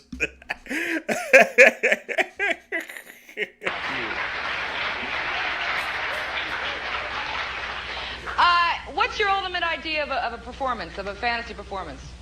It's not a fantasy performance, Jane. Come on, everything I do is real. It comes out of my head. Well, what's your I live this life every day. When I'm on stage, it's my therapy. It's not a performance, it's a ritual.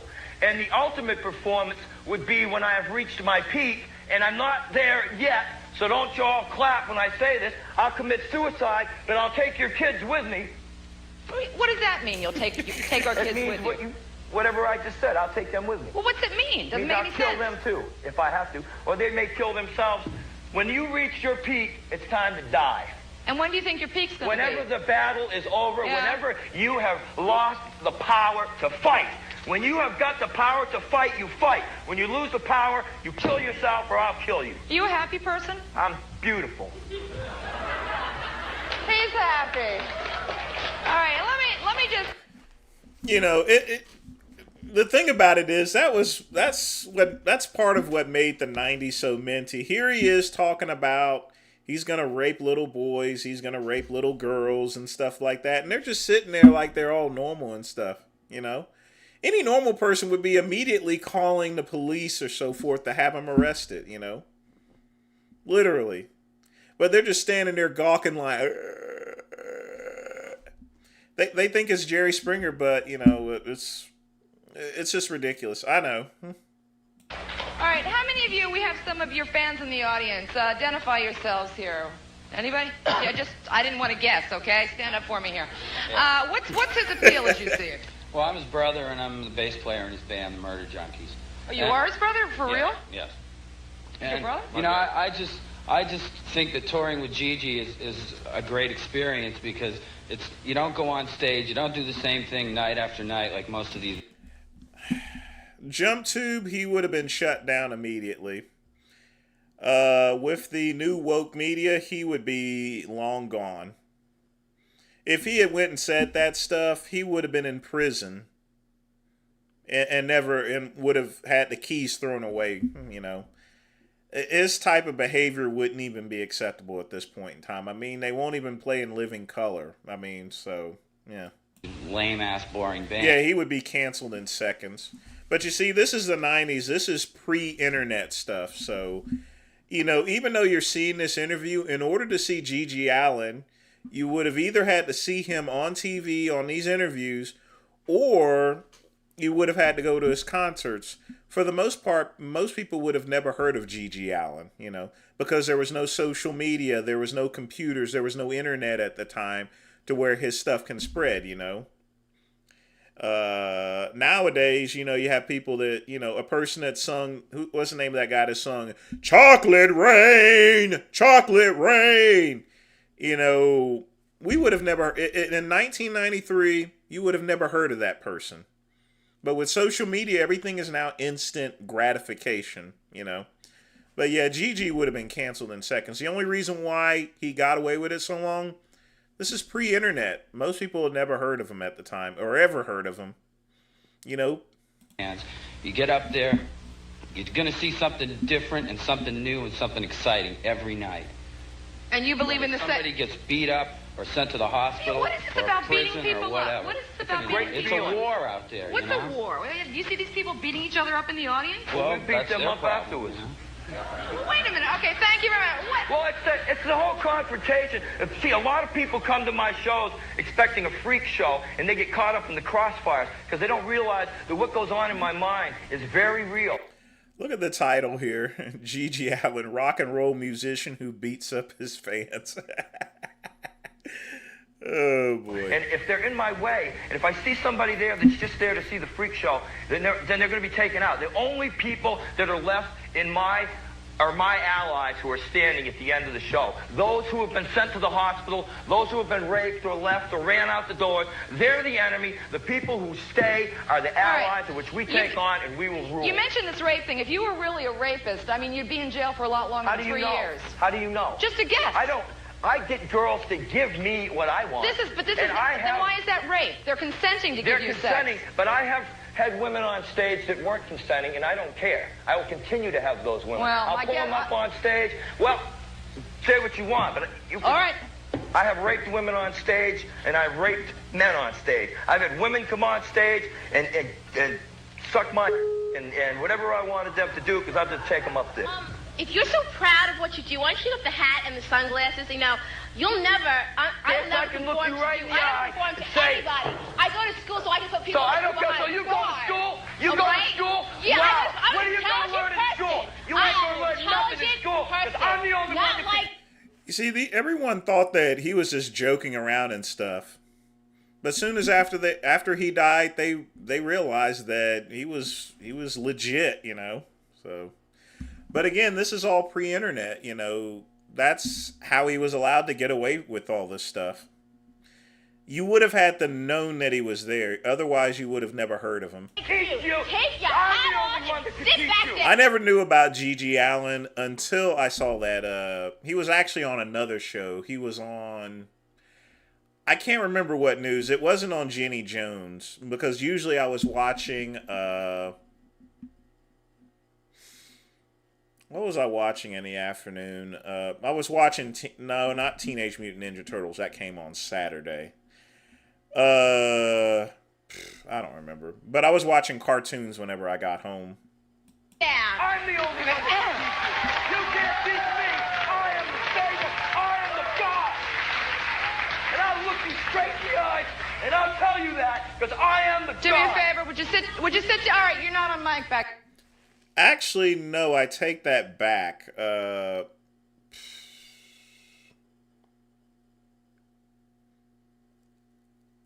I know when I saw that. I actually saw that on Saturday. Because I was actually working at the time.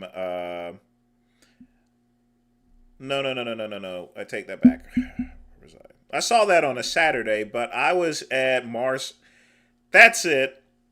I was doing summer work over at Mars Hill College, and I went into the student lounge, and that's where I saw Gigi Allen. That's where I saw that interview. Now I remember.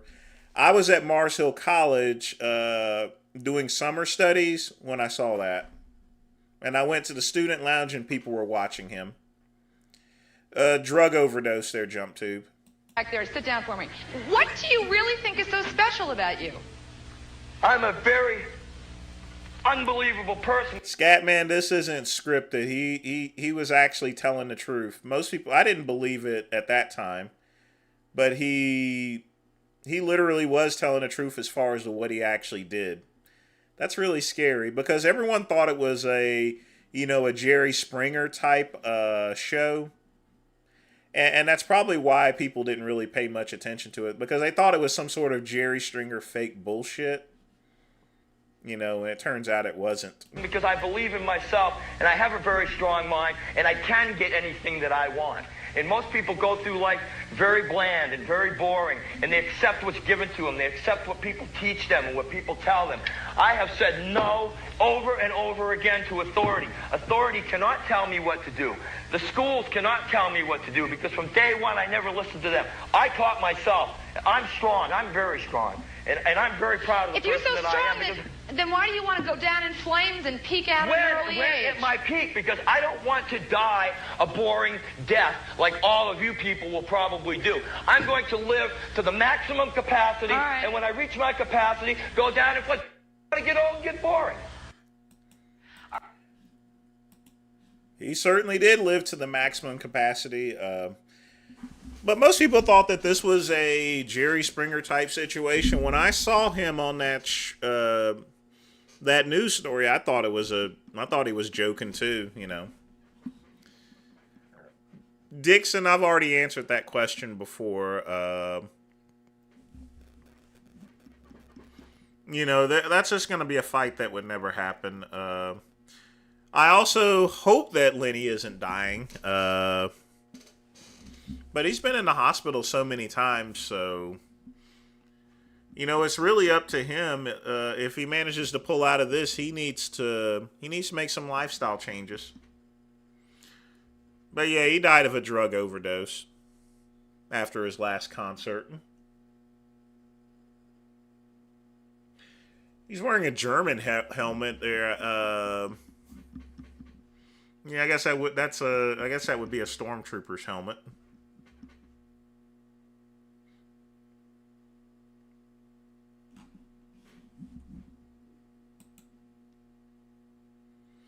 But yeah, there's a couple of things that happened that allowed it. Like I said, if this was during the time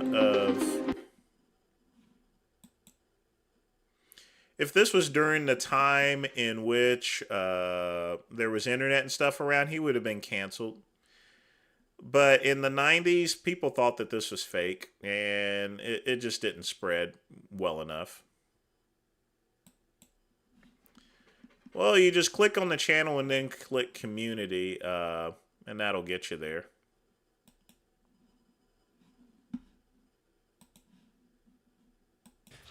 Maybe if I had an actual, like, shoulder press bench seat, it would feel better.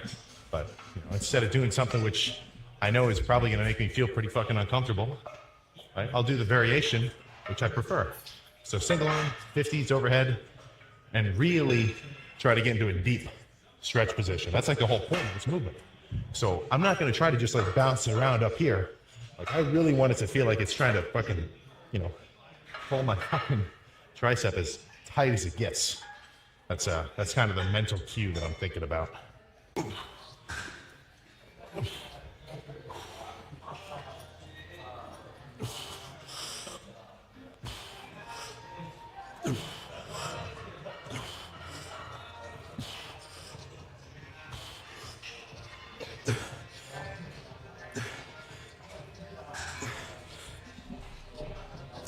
He left a timestamp, but I'm not going to play all 20 minutes of it. We'll go ahead and check out his workout.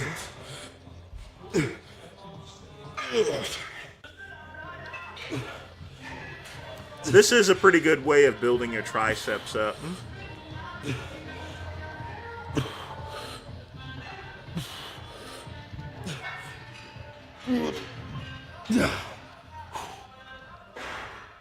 Okay. So one more like that, and I don't know what I'll do next. Scatman, be respectful of other people's videos.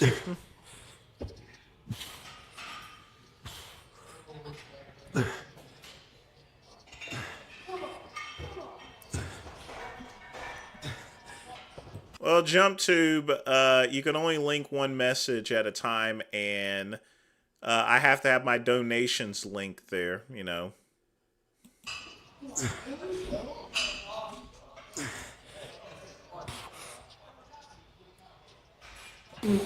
Yeah.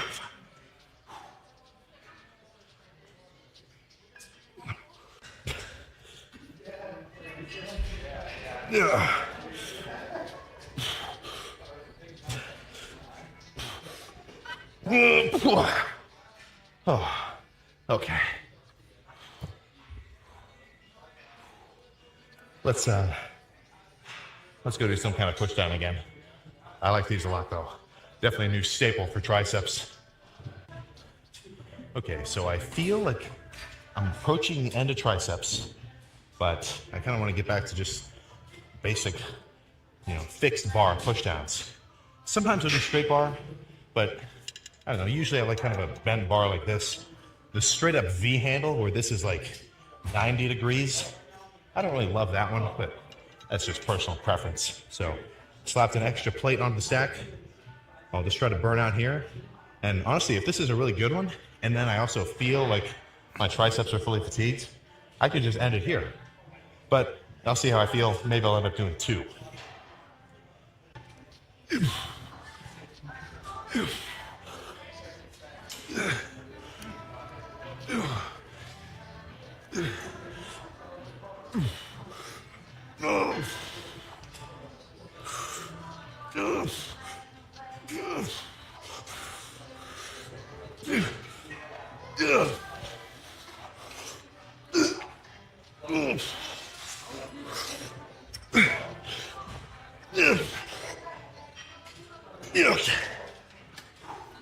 Okay. Let's do one more here and then move on to buys. I wonder how he got that plate attached to those weights. It's pretty interesting. Oh, he used the pin in order to put that in.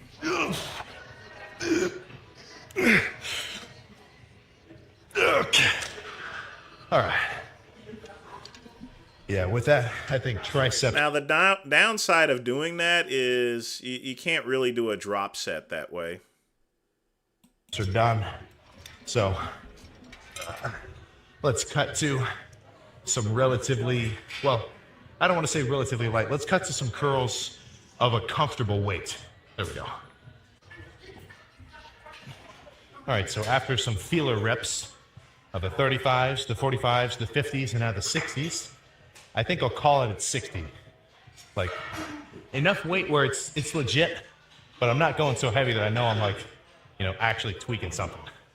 So, even though it's not as much weight as I've been throwing around for my starter sets, it'll still be a good set. This just kind of contributes more so to a lighter squeezing controlled set. But let's just hit failure here and see where we go from there.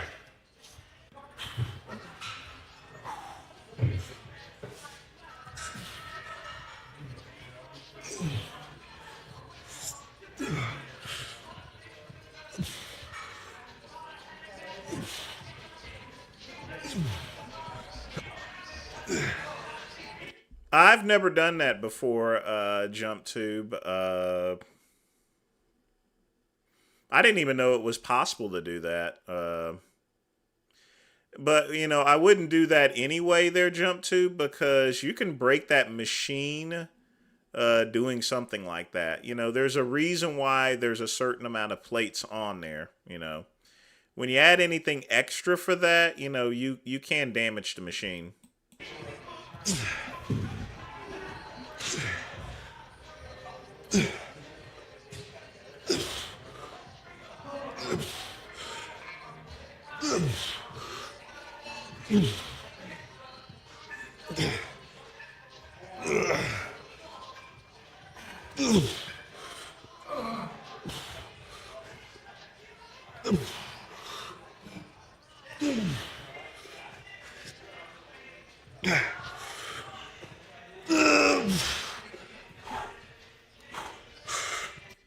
Yeah, it is somewhat bad form, but he's still hitting that bicep peak, which is what really matters.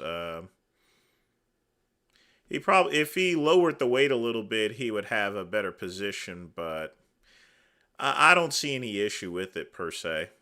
I mean, that's just a personal preference of mine. If he's he's obviously hitting those biceps pretty well, so I'll give him that.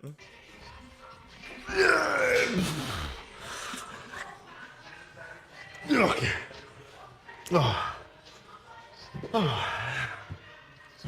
Most importantly, he's getting the results. Let's do one more like that. I am going to grab my straps. When I do relatively heavy curls, like pushing 40 and above, I do like adding straps, just so I don't have to squeeze the bar so much with my forearms. If I strap in, then I don't have to send so many signals to my forearms to like fucking hold on to this shit. It's pretty much just locked in place. And all I get to focus on is pulling with my bicep. But one more at least.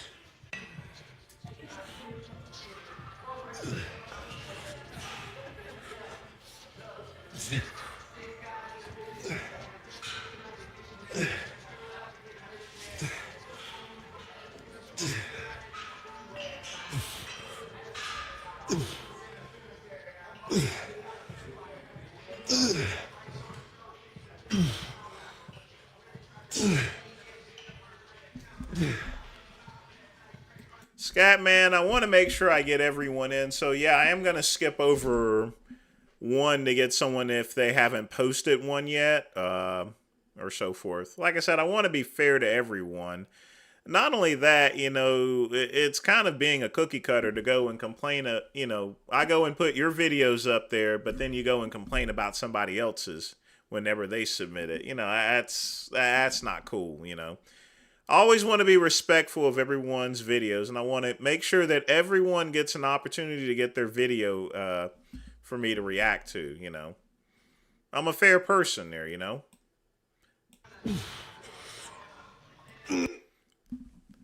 Scatman, I don't care about subs there, you know, as far as that's concerned. It makes no difference to me, you know.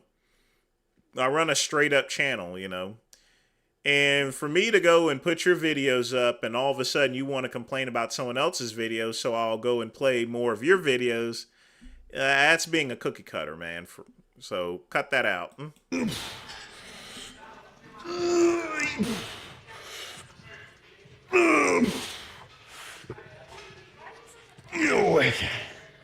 Okay.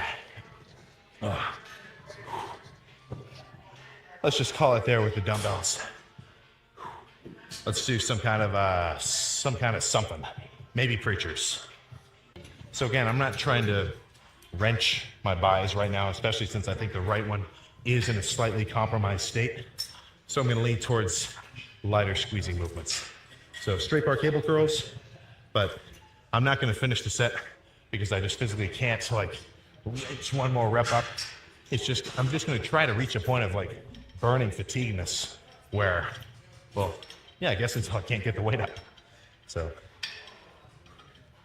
for the first couple, at least, when I'm strong and, you know, fresh, I'm gonna hold it up top for a minute. Oh, a second. And then as I get more and more fatigued, the reps will probably speed up and then probably lose range of motion until it's just kind of nothing. Which I think is a pretty solid ass way to go about it. You know, it's a hard set.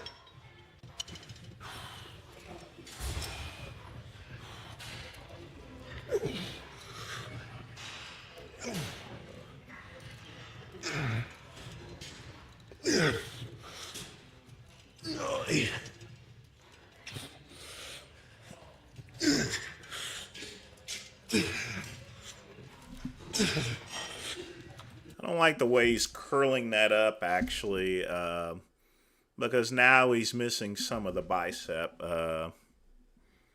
That's a particular exercise that you definitely you need to get straight. Yeah, it's literally...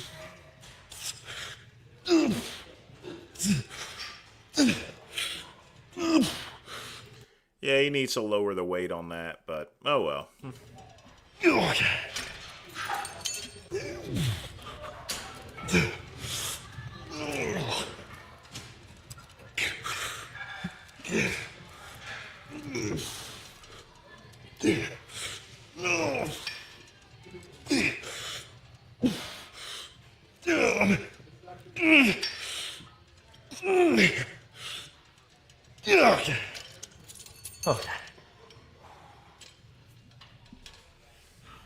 I think one more set of a dumbbell curl. Alternation? Is that what I'm thinking of? Dumbbell. Whatever. Another kind of dumbbell curl that I like. But I think I'll just call it a 5 for buys. I don't want to go too crazy on it either. Just, yeah, fuck it. Let's go do it. I think this is just going to be the finisher.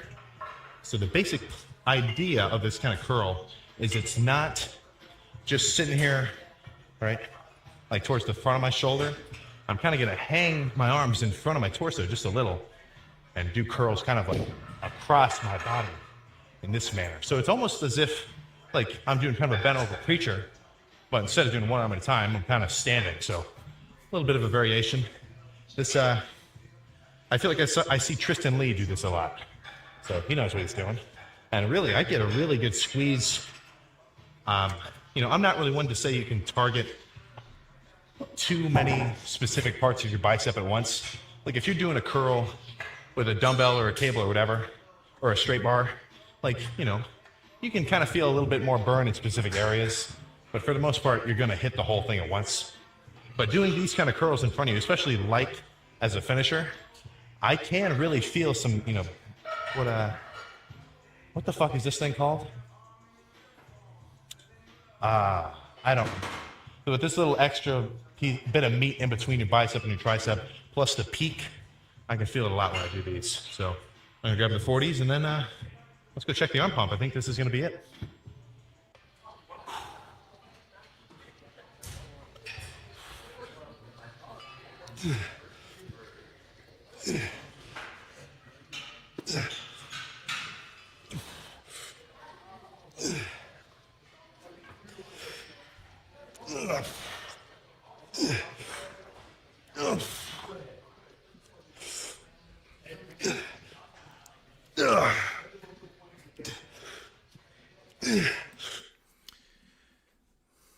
Yeah, he's all hunched over and everything. Not good for posture, but again, he's still hitting the biceps.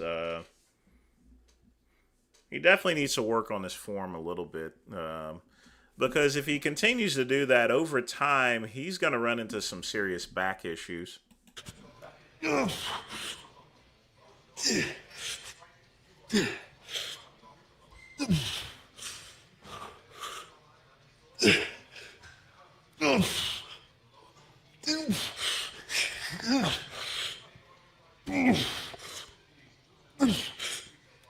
Okay, fine. Oh my God. All right.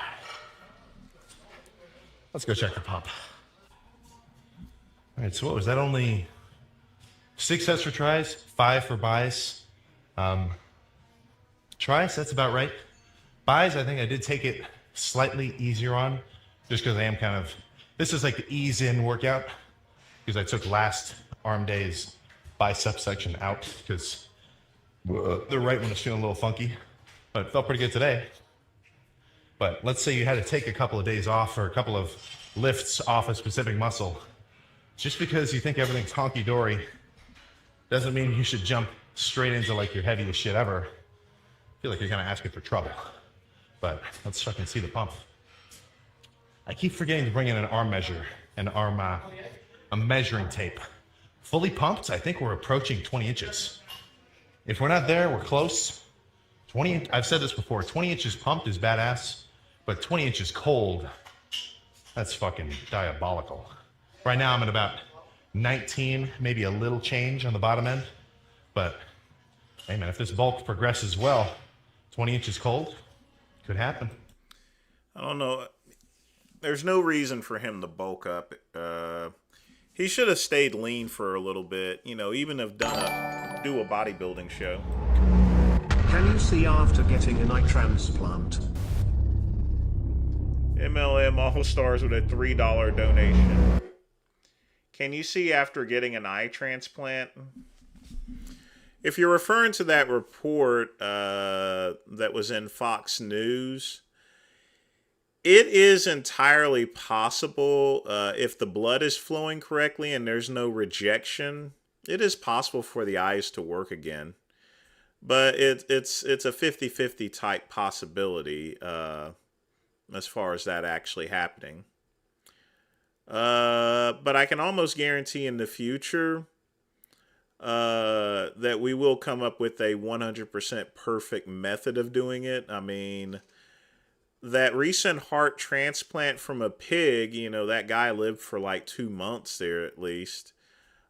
before there was some rejection issues. So we're getting a lot closer and closer to doing things like eye transplants and transplants from other animals. So I really look forward to the future to where in about 20 years, you know, we're no longer having to have these donor banks and stuff. If someone kidney goes out, you know, that we can just simply get one from another animal or so forth in order to extend our lives or so.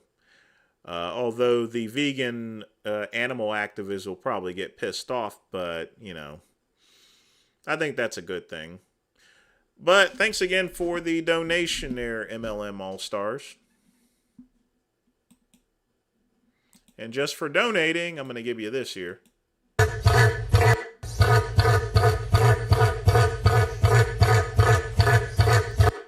You got a cassava waba, huh? Could freaking happen. We'll have to see. Come on. So we've still got forearms and little calves after this, but the main goal of the lift is now done. I certainly feel pumped. Ooh. Yeah, I mean, just hanging my fucking arms out in front of my body, yeah. Oh, even straightening them out like this, like my biceps feel so tight. Oh my goodness.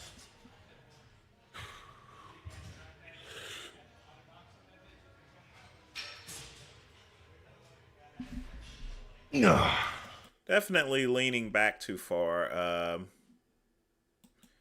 But if you look at the... Just hanging my fucking arms out in front of my body, yeah. Oh, even straightening them out like this, like my biceps feel so tight. Oh my goodness.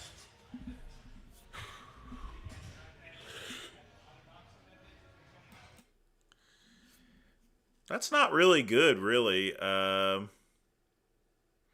You know, they're definitely veiny, but there's no separation in those biceps. Definitely got a pump, but yeah, biceps is gonna be Sam's weak part. There's literally no separation in them.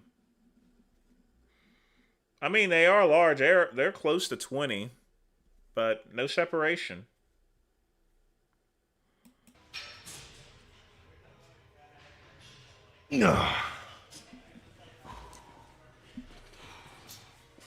So he needs to really work on.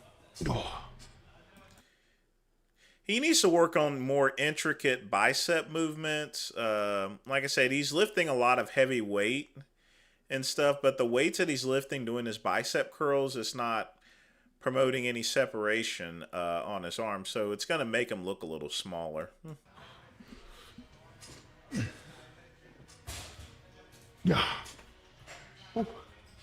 Dude, these mofos are most certainly inflated.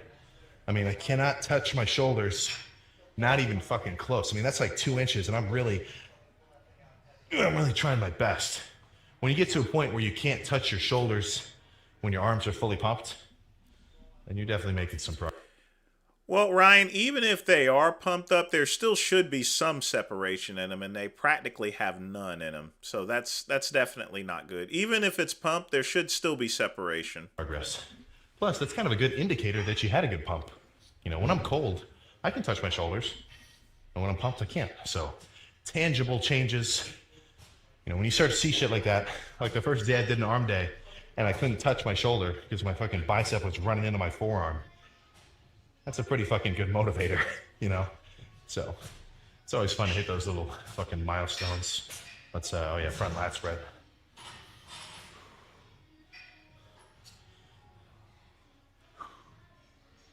Lats are looking pretty good. Yeah, okay. What other arm poses are there? Yo. I think that is pretty much it, but dude, fucking bulbous. So with your biceps, you do have these little kind of funky striations right up in here, or at least some people do. And when I'm fully pumped, I mean, they pretty much totally go away. It's just so fucking swollen. So I'll say this, if you're concerned, this would be my last little pointer before I go through forearms. If you're concerned with the insertion of your bicep, like if you've got short insertions or long insertions, I mean, for me, I think I have. Well, I'm fully pumped too. That kind of makes it look extra cool. But I don't know. I think I have medium insertions. Like there's a little gap of like just tendon in here before my bicep actually hits my arm. I mean, if you want a good fucking example of long bicep insertions, right? I think even just saying that, you know who comes to mind? The fucking Terminator, Arnold. His biceps fucking, they may as well have attached the middle of his forearm. They go so deep. So if you do a little flex and you're concerned that there's a little bit of... Yeah, Arnold had the picture-perfect genetics as far as weights are concerned. But he needs to do more intricate bicep workouts, and it'll be, his separation will be a lot more prominent. Space in here. Over time, as your biceps get bigger, you know, I'm not going to say it's going to fill in all the way, and you can't change where it actually inserts. But, you know, when I was a lot But it comes smaller, over time, folks. dude, I feel like I had like a 3-inch gap in between like this little end of the bicep and the forearm. So just by kind of beefing up your frame, and this goes for your whole fucking body, any kind of weird, funky imbalance that you might have, or let's say it's even just so small and minuscule that you're probably the only one that notices it. As you get bigger and you fill out, those little imbalances kind of just start to disappear. So don't get too freaked out if your left bicep is ahead of the right one, or if this forearm is slightly bigger than this one. As you get bigger, it'll all even itself out for the most part. So just more motivation to put some more mass on your frame. But let's, well actually, how about this? Once I get the shirt on, let's do a little bit of a forearm pre-pump check, see what they look like right now, cold. And then we'll have a baseline. We'll have a baseline to compare to in, I don't know, maybe 20 or 15 minutes when I come back. So, here we go. Let's take a look at this one.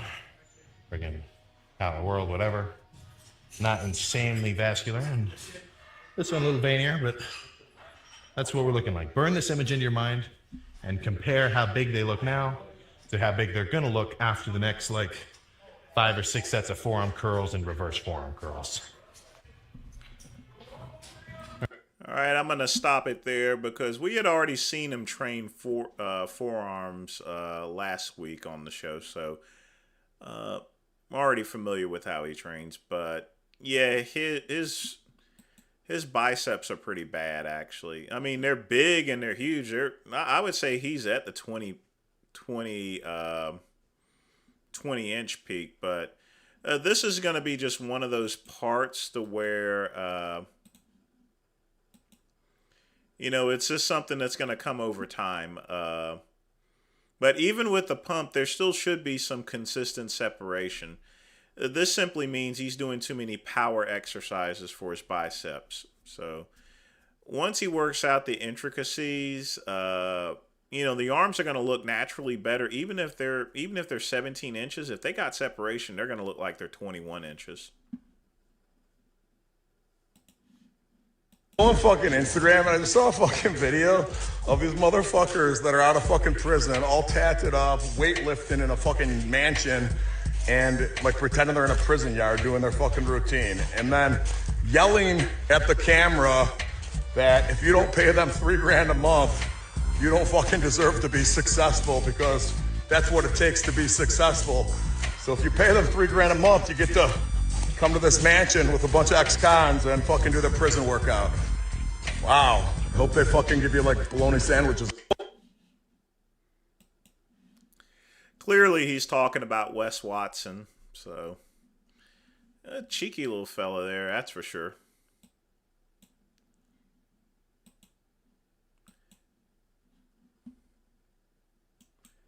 Might be a Goomba.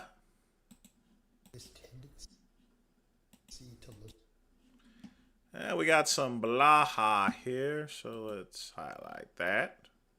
Some of the influencers, you know, and people online in fitness who really don't have that much experience. They're really inexperienced, and there's examples. I'm not going to call anyone out specifically, but at least one person who has good training now has gotten pretty far now, a decade later. Scatman, Eazy-E's some good music. You know, earlier on in their YouTube, They put out stuff. They were, fairly popular. They gave a lot of really terrible advice and did some really bad stuff with their training. Put it all up. But probably don't realize, maybe they do, that those call-outs were legitimate. That what they were doing was just really that. I've always found Blaha very boring, that guy. Jay Masters is always interesting. I've never seen a boring, non-minty video from Jay. But Blaha always seems to bore me. But, the reason why I like watching him still is because he's such a doofus. Bad, that's stupid. And again, just horrifically bad advice.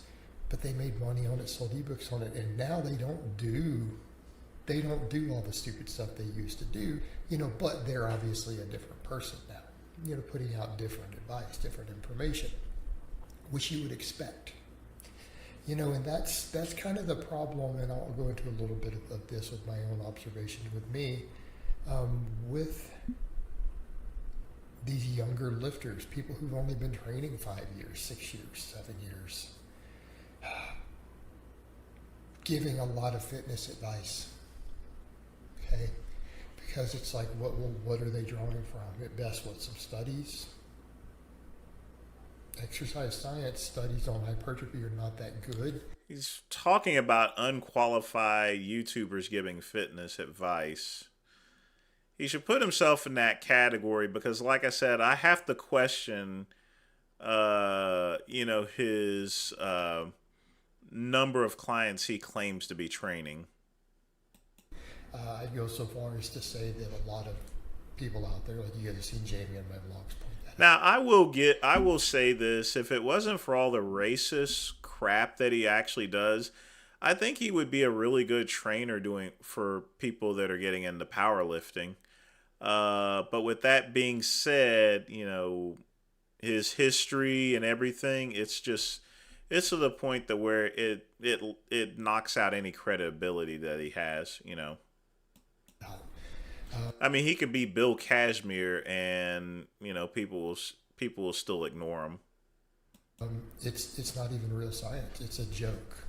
Like real science, real scientists would laugh at the quality and magnitude of the studies that are produced in exercise science for anything lifting related. It just wouldn't be considered valid for the most part. You can draw a few minor trends from it, and there's some okay trends to draw. So it's not that great of a source of information, but what do you end up seeing? These guys draw up their own personal anecdote. Well, if they're up here looking good enough to be on the camera, okay, there's a couple things going on. Number one, they probably have really good genetics for gaining muscle, being lean, insertions, whatever. Or they have really, really good genetics for getting strong quickly, or they're using stuff on top of it. It's not just...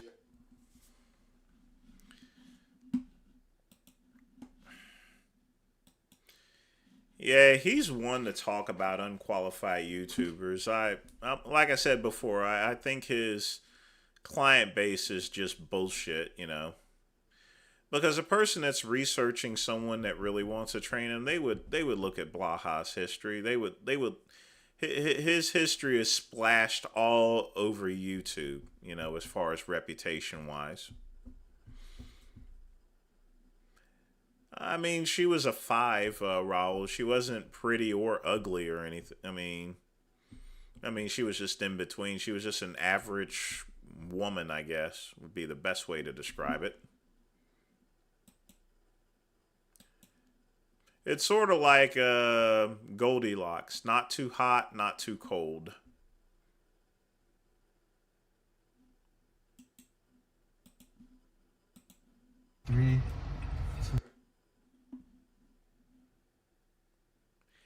And we are not going to watch that. Now, you want to know why I'm not going to watch that for? This is a guy that's sneaking into a high school around a bunch of kids here, It's, I'm not going to go and promote highly illegal information.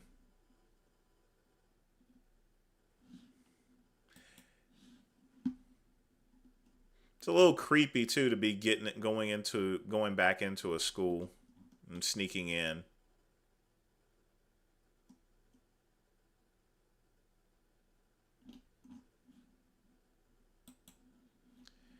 Yeah, we's going to avoid that. Why wouldn't interview? All right, now we're going to go to Dexter Jackson's stuff here. So let's see what we got here. Why wouldn't interview with Dave Palumbo? Because he's a snake in the grass. He's a piece of shit. Him and Chris Aceto, they both ain't about shit. They always talking trash behind people's back, and they always, you know, if Chris Aceto clients don't win, then everybody look like shit. All this shit, all this clients look better than everybody. You know what that is. I'm with MD. I'm going to play this one next because they did clear the air. The real reason is I'm with MD, so I can't do any interviews with them anyway.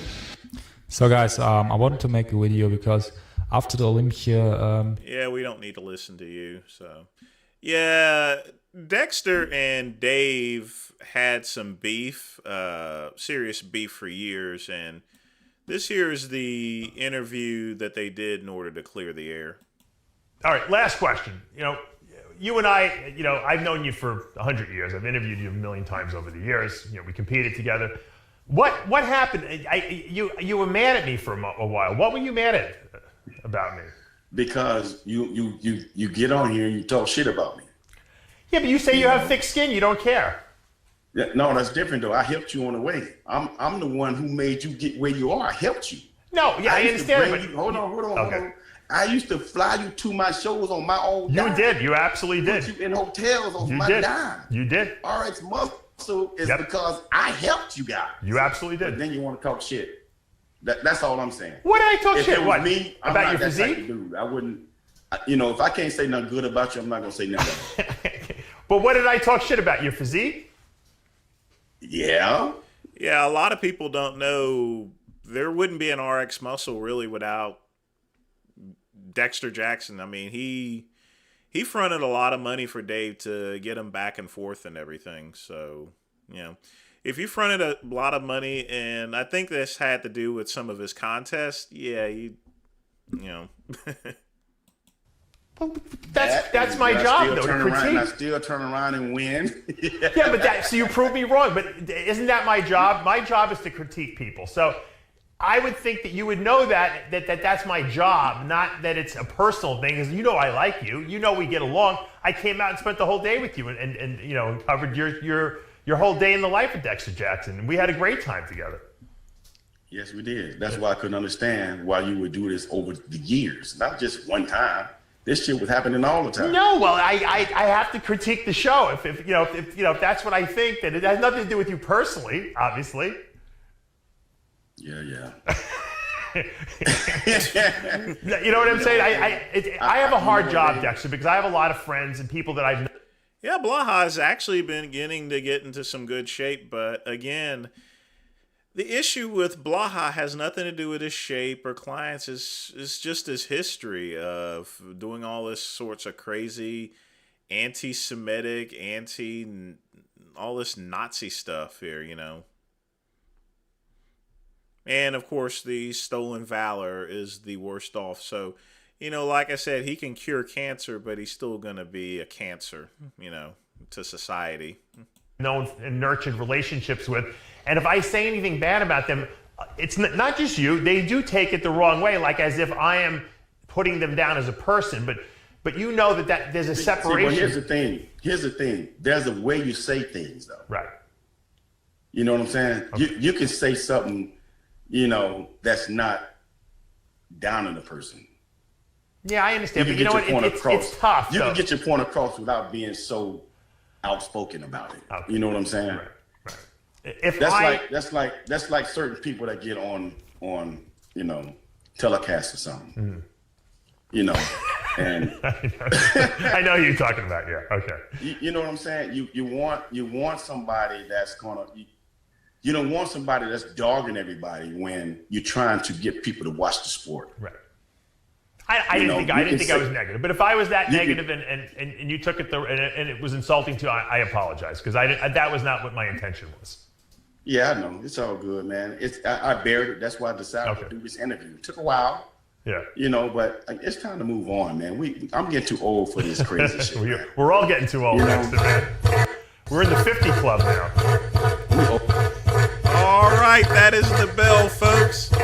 That is the end of all the video reviews. So the last 30 minutes, y'all can go chat with the great one. So if y'all got any questions, go ahead and get them in. If y'all want to put in a donation, I definitely appreciate that.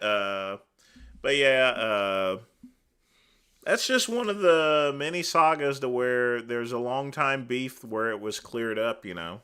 So I got to really do something with that video. I mean, and I'm going to do that. Well, what's wrong, Scat Man?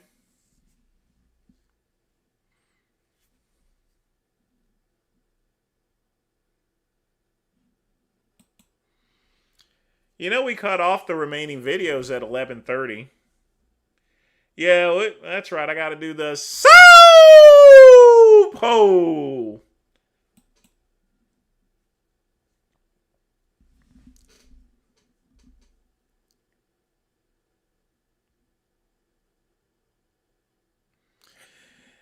Yeah, the best mints out there, Jump Tube, is when something just comes out of nowhere, you know. And when something comes out of nowhere, that's always good. That's always good stuff, you know. It really is.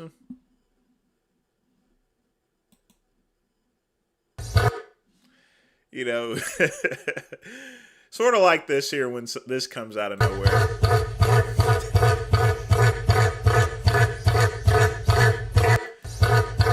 See, that came out of nowhere, and that's good mints right there. So I'm gonna do something with that video. I mean, that's fucking awesome there. So yes, it is indeed Veterans Day. So I don't really consider myself a veteran because I spent very little time in the Army. But you know, my brother, he spent 10 years in the Army, so. Best wishes to my brother, my vegan brother, Richard.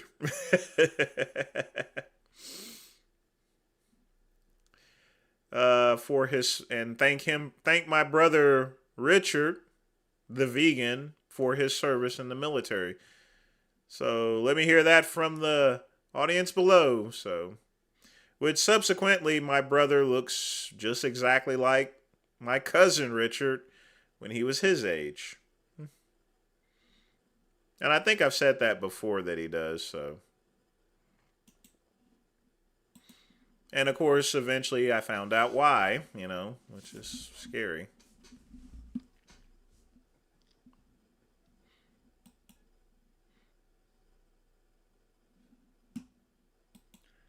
Couple of pending orders. I don't have that product.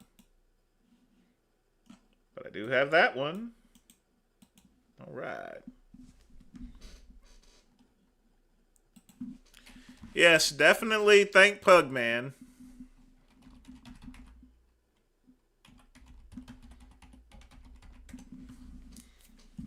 Yeah, he's also a vegan too there. Like I said, Richard looks just like my brother at his age there. It's scary.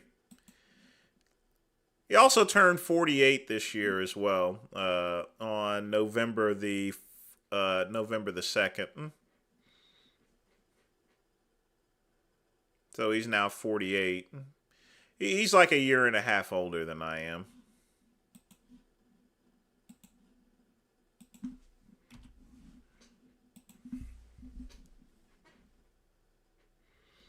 I couldn't take on that bird, P for P. I wouldn't screw with that bird. Hell with that. That is one scary little bird.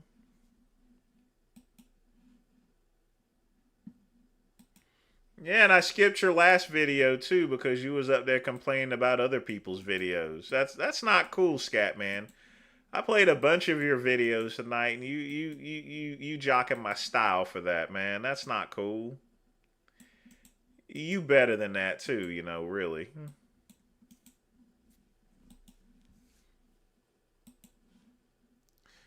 Like I always say, folks, be respectful of other people's videos. We go in some, and I've had some of you guys. I've had some people. They go and post a video, and then when someone else's video goes, you pretty much hop off of the live stream. You just stay up here just to see your video. I know that's not you, Scatman, but there's other people that do that type of stuff. That's never cool. Not cool at all. I played like 3 or 4 of your videos, Scatman.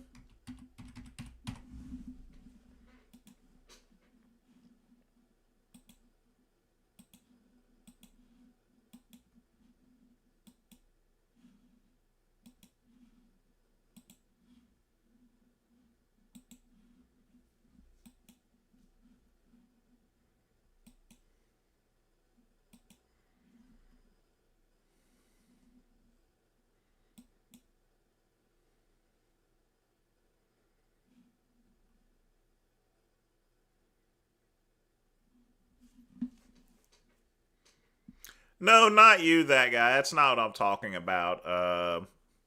There were some other early... yeah, I'm not going to go name names there, but not you. It's not you, so don't worry about it.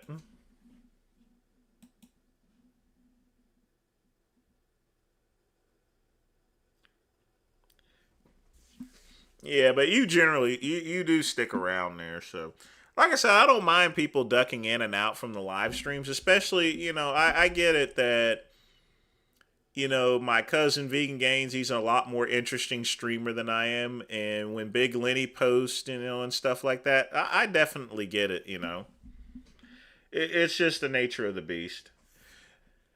I'm working on there will be a Sunday live stream, of course, The Hangover. As far as the Saturday live stream, I just got to figure out a good theme for it. Well, not really bedtime for me, Pugman. I still got some work to take care of. I got to make sure we can pay those bills and stuff. You know what I mean? But I'm going to try to get to bed around 1 or 2 o'clock in the morning or so. Or at least I hope so.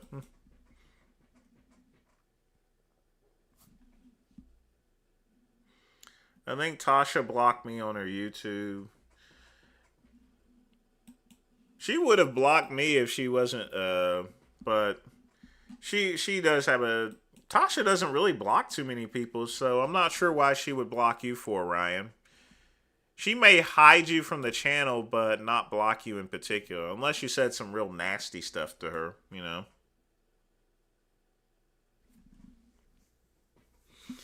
Yeah, The Hangover is at random times, and it's pretty much random as far as to what type of content you're going to get. Some of it's just going to be pre-recorded to where I'm going to be in chat. Some of it is going to be 1 hour. It's going to be 2 hours. Who knows? But I got to figure out something for Saturday as far as to what to do, pretty much. But... one thing's for sure. I'm thinking that Saturday's live stream, I either do cardio or I go out and get breakfast and film in the park in the morning. Although it is a lot more cooler now. So that may not be too advantageous. So.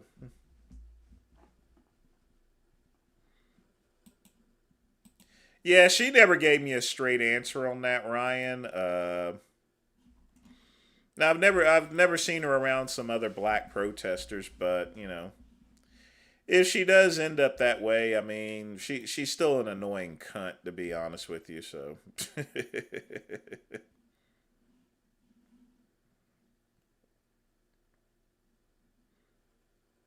she annoys the shit out of me. But in the meantime, let's get a little bit of music going here. In the back. Of course, we're going to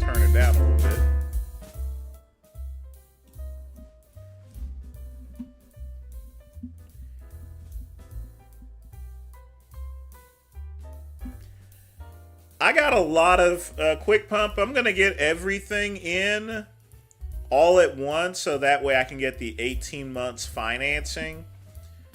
So I got a list already of everything I'm going to get on my account. I'm going to try to put everything all together so that way everything can be financed all at once. But I do have the rocking chair on there.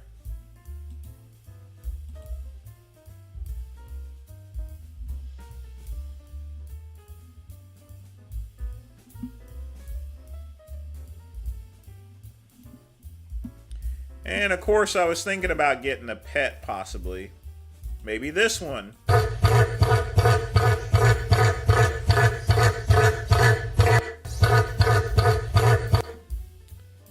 No, I think that would be too dangerous of a pet.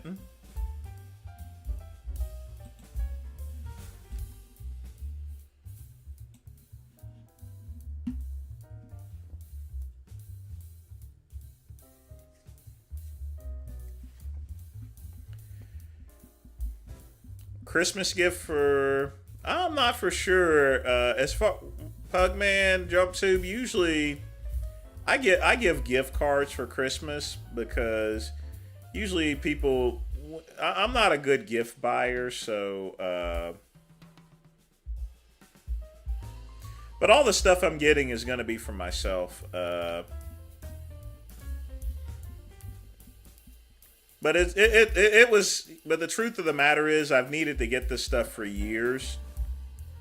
Pretty much, this is whenever I bought this home, I pretty much bought it bare bones with nothing out there, and it's time for me to, really get it settled in. Pretty much. I could get a doggy. Or doggy. It would be nice to have one running around in the yard, so. Oh, my mom always sends me gift cards. The rest of my family, they always ask me for money, so fuck them, so. But the only people that give me gifts is my mom.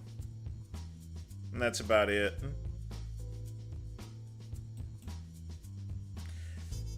I've had a few people send cards, but I just don't get gifts from people there, unfortunately. That's the way my family is. They just like to...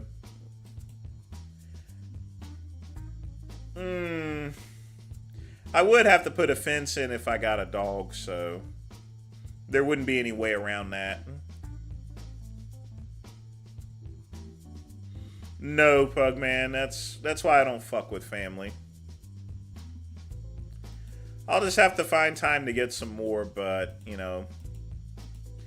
But I'm tied up into a few other things, but we'll get it back there, so. But they stole it and spent it. This is why I don't talk to my family for, Pugman. It really is.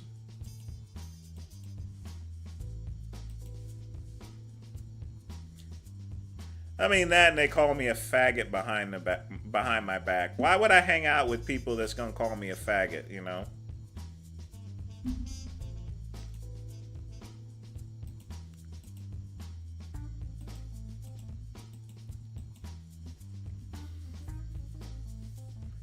That wouldn't be too bad of an idea, but I think in South Carolina you have to have a license to do that stuff. Plus, in South Carolina, there's a lot of thieves out there that will literally rob you. You come and bring that cash, and they'll go and clock you over the head. Well, Quick Pump, I did a home tour update about a couple of months ago, so that's on my channel. But we've already done that. We'll do another one once I get in all the furniture and everything, although there won't be too many changes from the last video.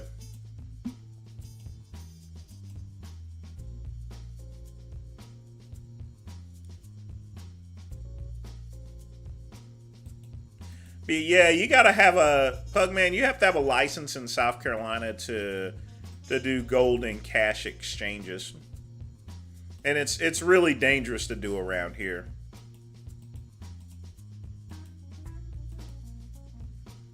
I mean, I live in a very, very, very low crime area, but you know, doing that stuff being done around here is similar to the crimes that do take place around here in Piedmont and Greenville are, you know, robbing people for cash for that, or if they're trading things in, stealing Cadillac converters and stealing copper wire from houses. That's big around here. No, Bob Joyce is not Elvis. Elvis is dead. He's dead as a doornail.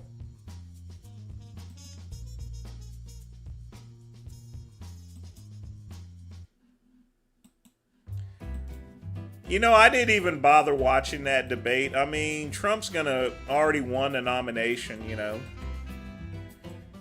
But I heard what that Indian guy said about Nikki. I mean, he's done lost his fucking mind or something. How dare he goes and talks about somebody's daughter like that? I mean, what was he thinking? I mean, it reminds me of when someone brought up Dick Cheney's lesbian daughter and stuff, you know. Never bring up someone's kids. It's a low blow.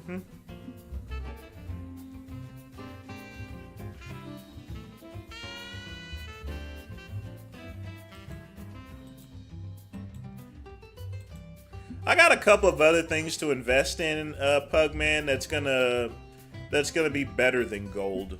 But right now, the biggest thing is because I paid off my student loans and I had some other things.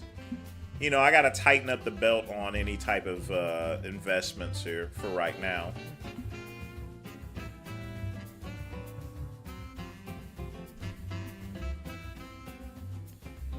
Chad, let's just wish the best for Big Lenny. I don't want anything happening to him.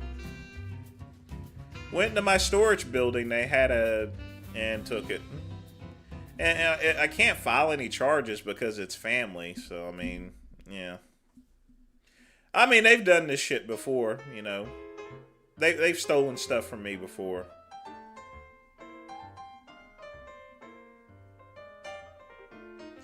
You shouldn't be taking the Finn. Don't be taking no Finn.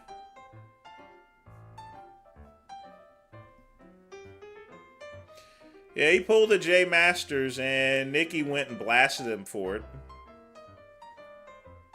He's a dumbass. I mean, in his score, he dropped down from... He was at 12, and now because of that whole thing, I think he's like at 4 or 3.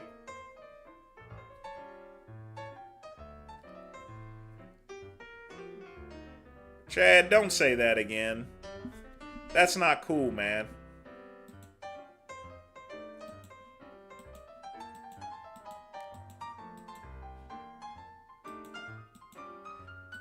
Yeah, I mean, him being in the hospital is a serious issue there, Chad. That's not something that you really want to joke around about.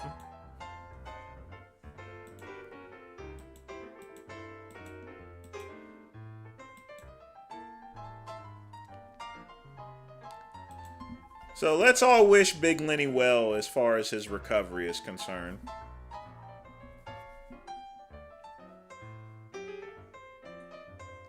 Because you never want to wish death or ill will upon anyone, even if they are your worst enemy, you know.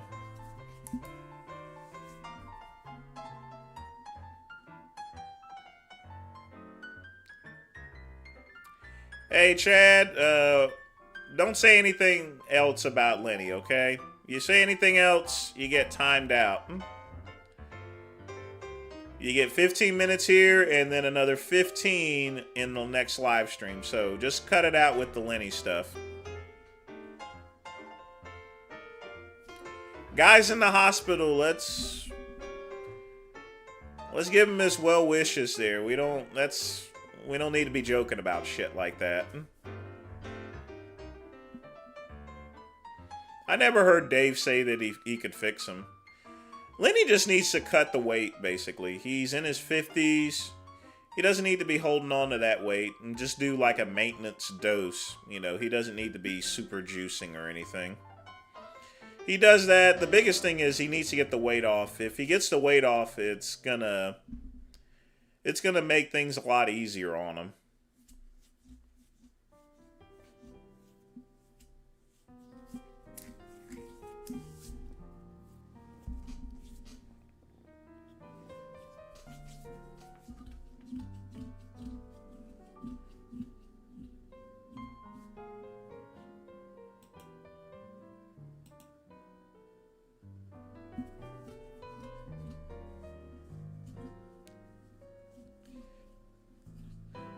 We'll see you next show there, Chad.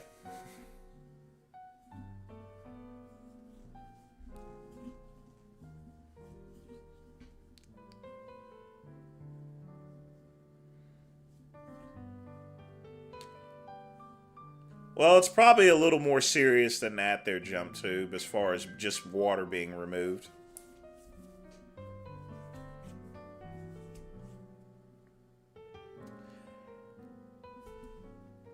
I'm sure Lenny has the best care possible.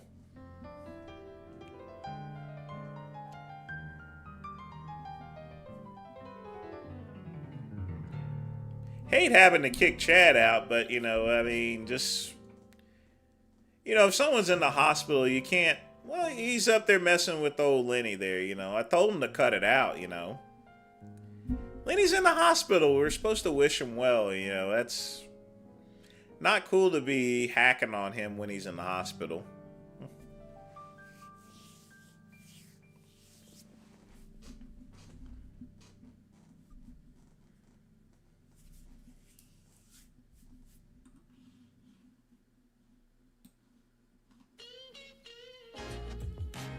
No, I didn't ban him. I don't ban anyone, but lately I've been having to time out people that have been that's been always Marco trolls and Scott Johnson trolls. No, I just timed him out. Maybe next show he'll know how to behave, but he was out of line. Big Lenny's a misfit. He's a piss trooper. He's of the piss. Most importantly, he's in some serious trouble, you know? Wish him well, but, you know, in situations like that, you know, it's not something you want to be hacking on, basically.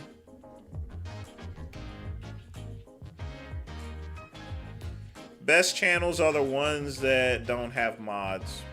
I don't do any mods or anything, but, you know, I do have my limits here, Jump to. You know. I mean, you have to, you know.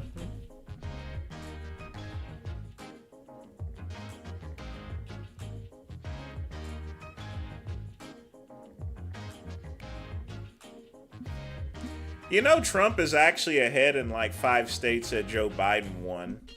So it just says a lot about things. It's pretty much what I expected. As that trial is going on, he's just getting higher in popularity there, Pugman.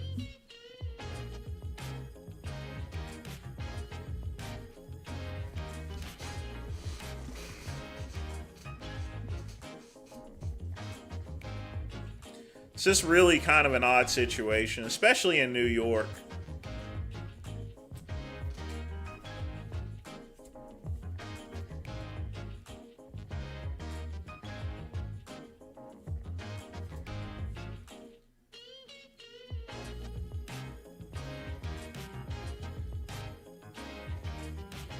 I definitely would. I would make Pugman and Lamar mods if the channel got bigger or so.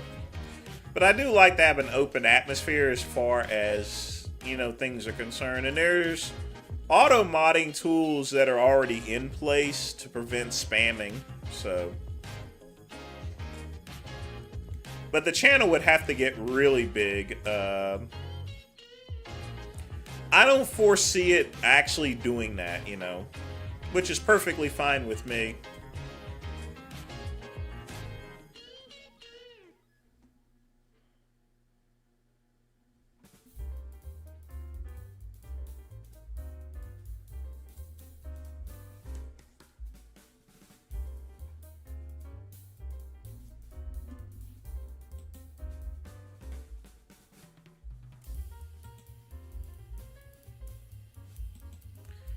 It's been a pretty slow day, but ad rates are pretty high for Veterans Day.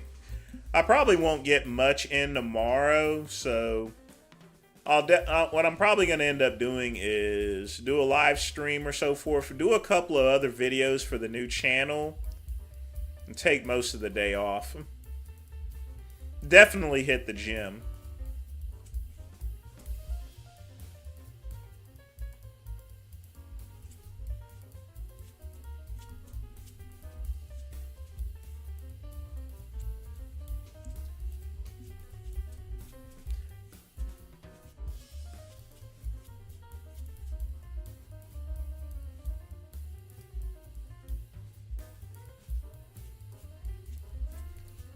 I mean, I've been pretty liberal when it comes to, content being allowed, even playing some copyrighted videos. But like I said before, I don't like modding or anything. I don't like putting people in timeout or so forth.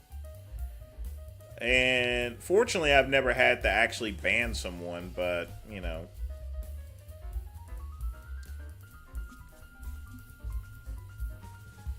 there's a time and place for everything. And messing with someone that's in a hospital or so forth, that's not going to fly with me.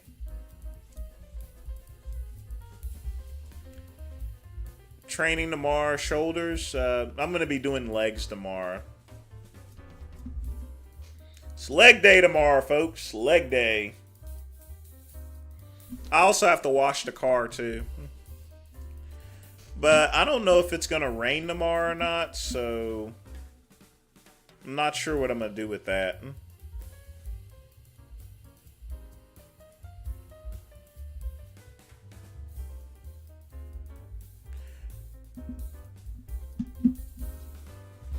Oh, yeah, I remember that. I was just, I was upset at that.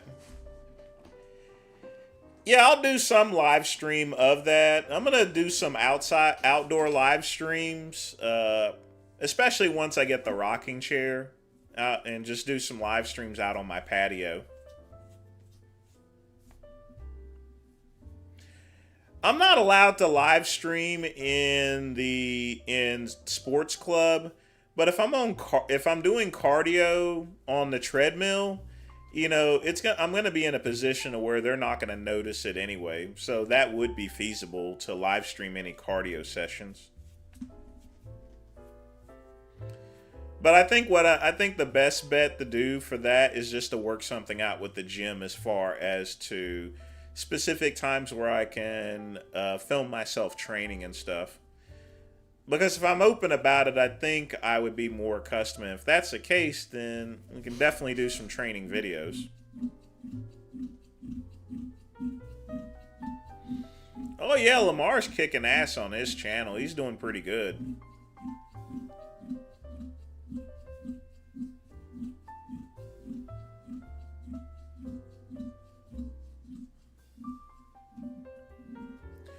All right, folks, it is midnight, and that is the end of the midnight run. I hope everyone had some fun. I want to thank Pugman for donating. You always take good care of me. I want to thank everybody else for hanging out tonight. Like I said, I've not figured out the Saturday live stream for tomorrow. I may just wait until I figure out something affirmative, but as you guys know, the Sunday hangover definitely is still in place. Just look out the time for that. But other than that, folks, I'm going to get on with finishing work. Hopefully, I'll be done by at least 1 or 2, hopefully. Like I said, got to pay the bills. But thanks again for joining me for the midnight run. And once again, VINCE is checking out. And as always, peace and soul.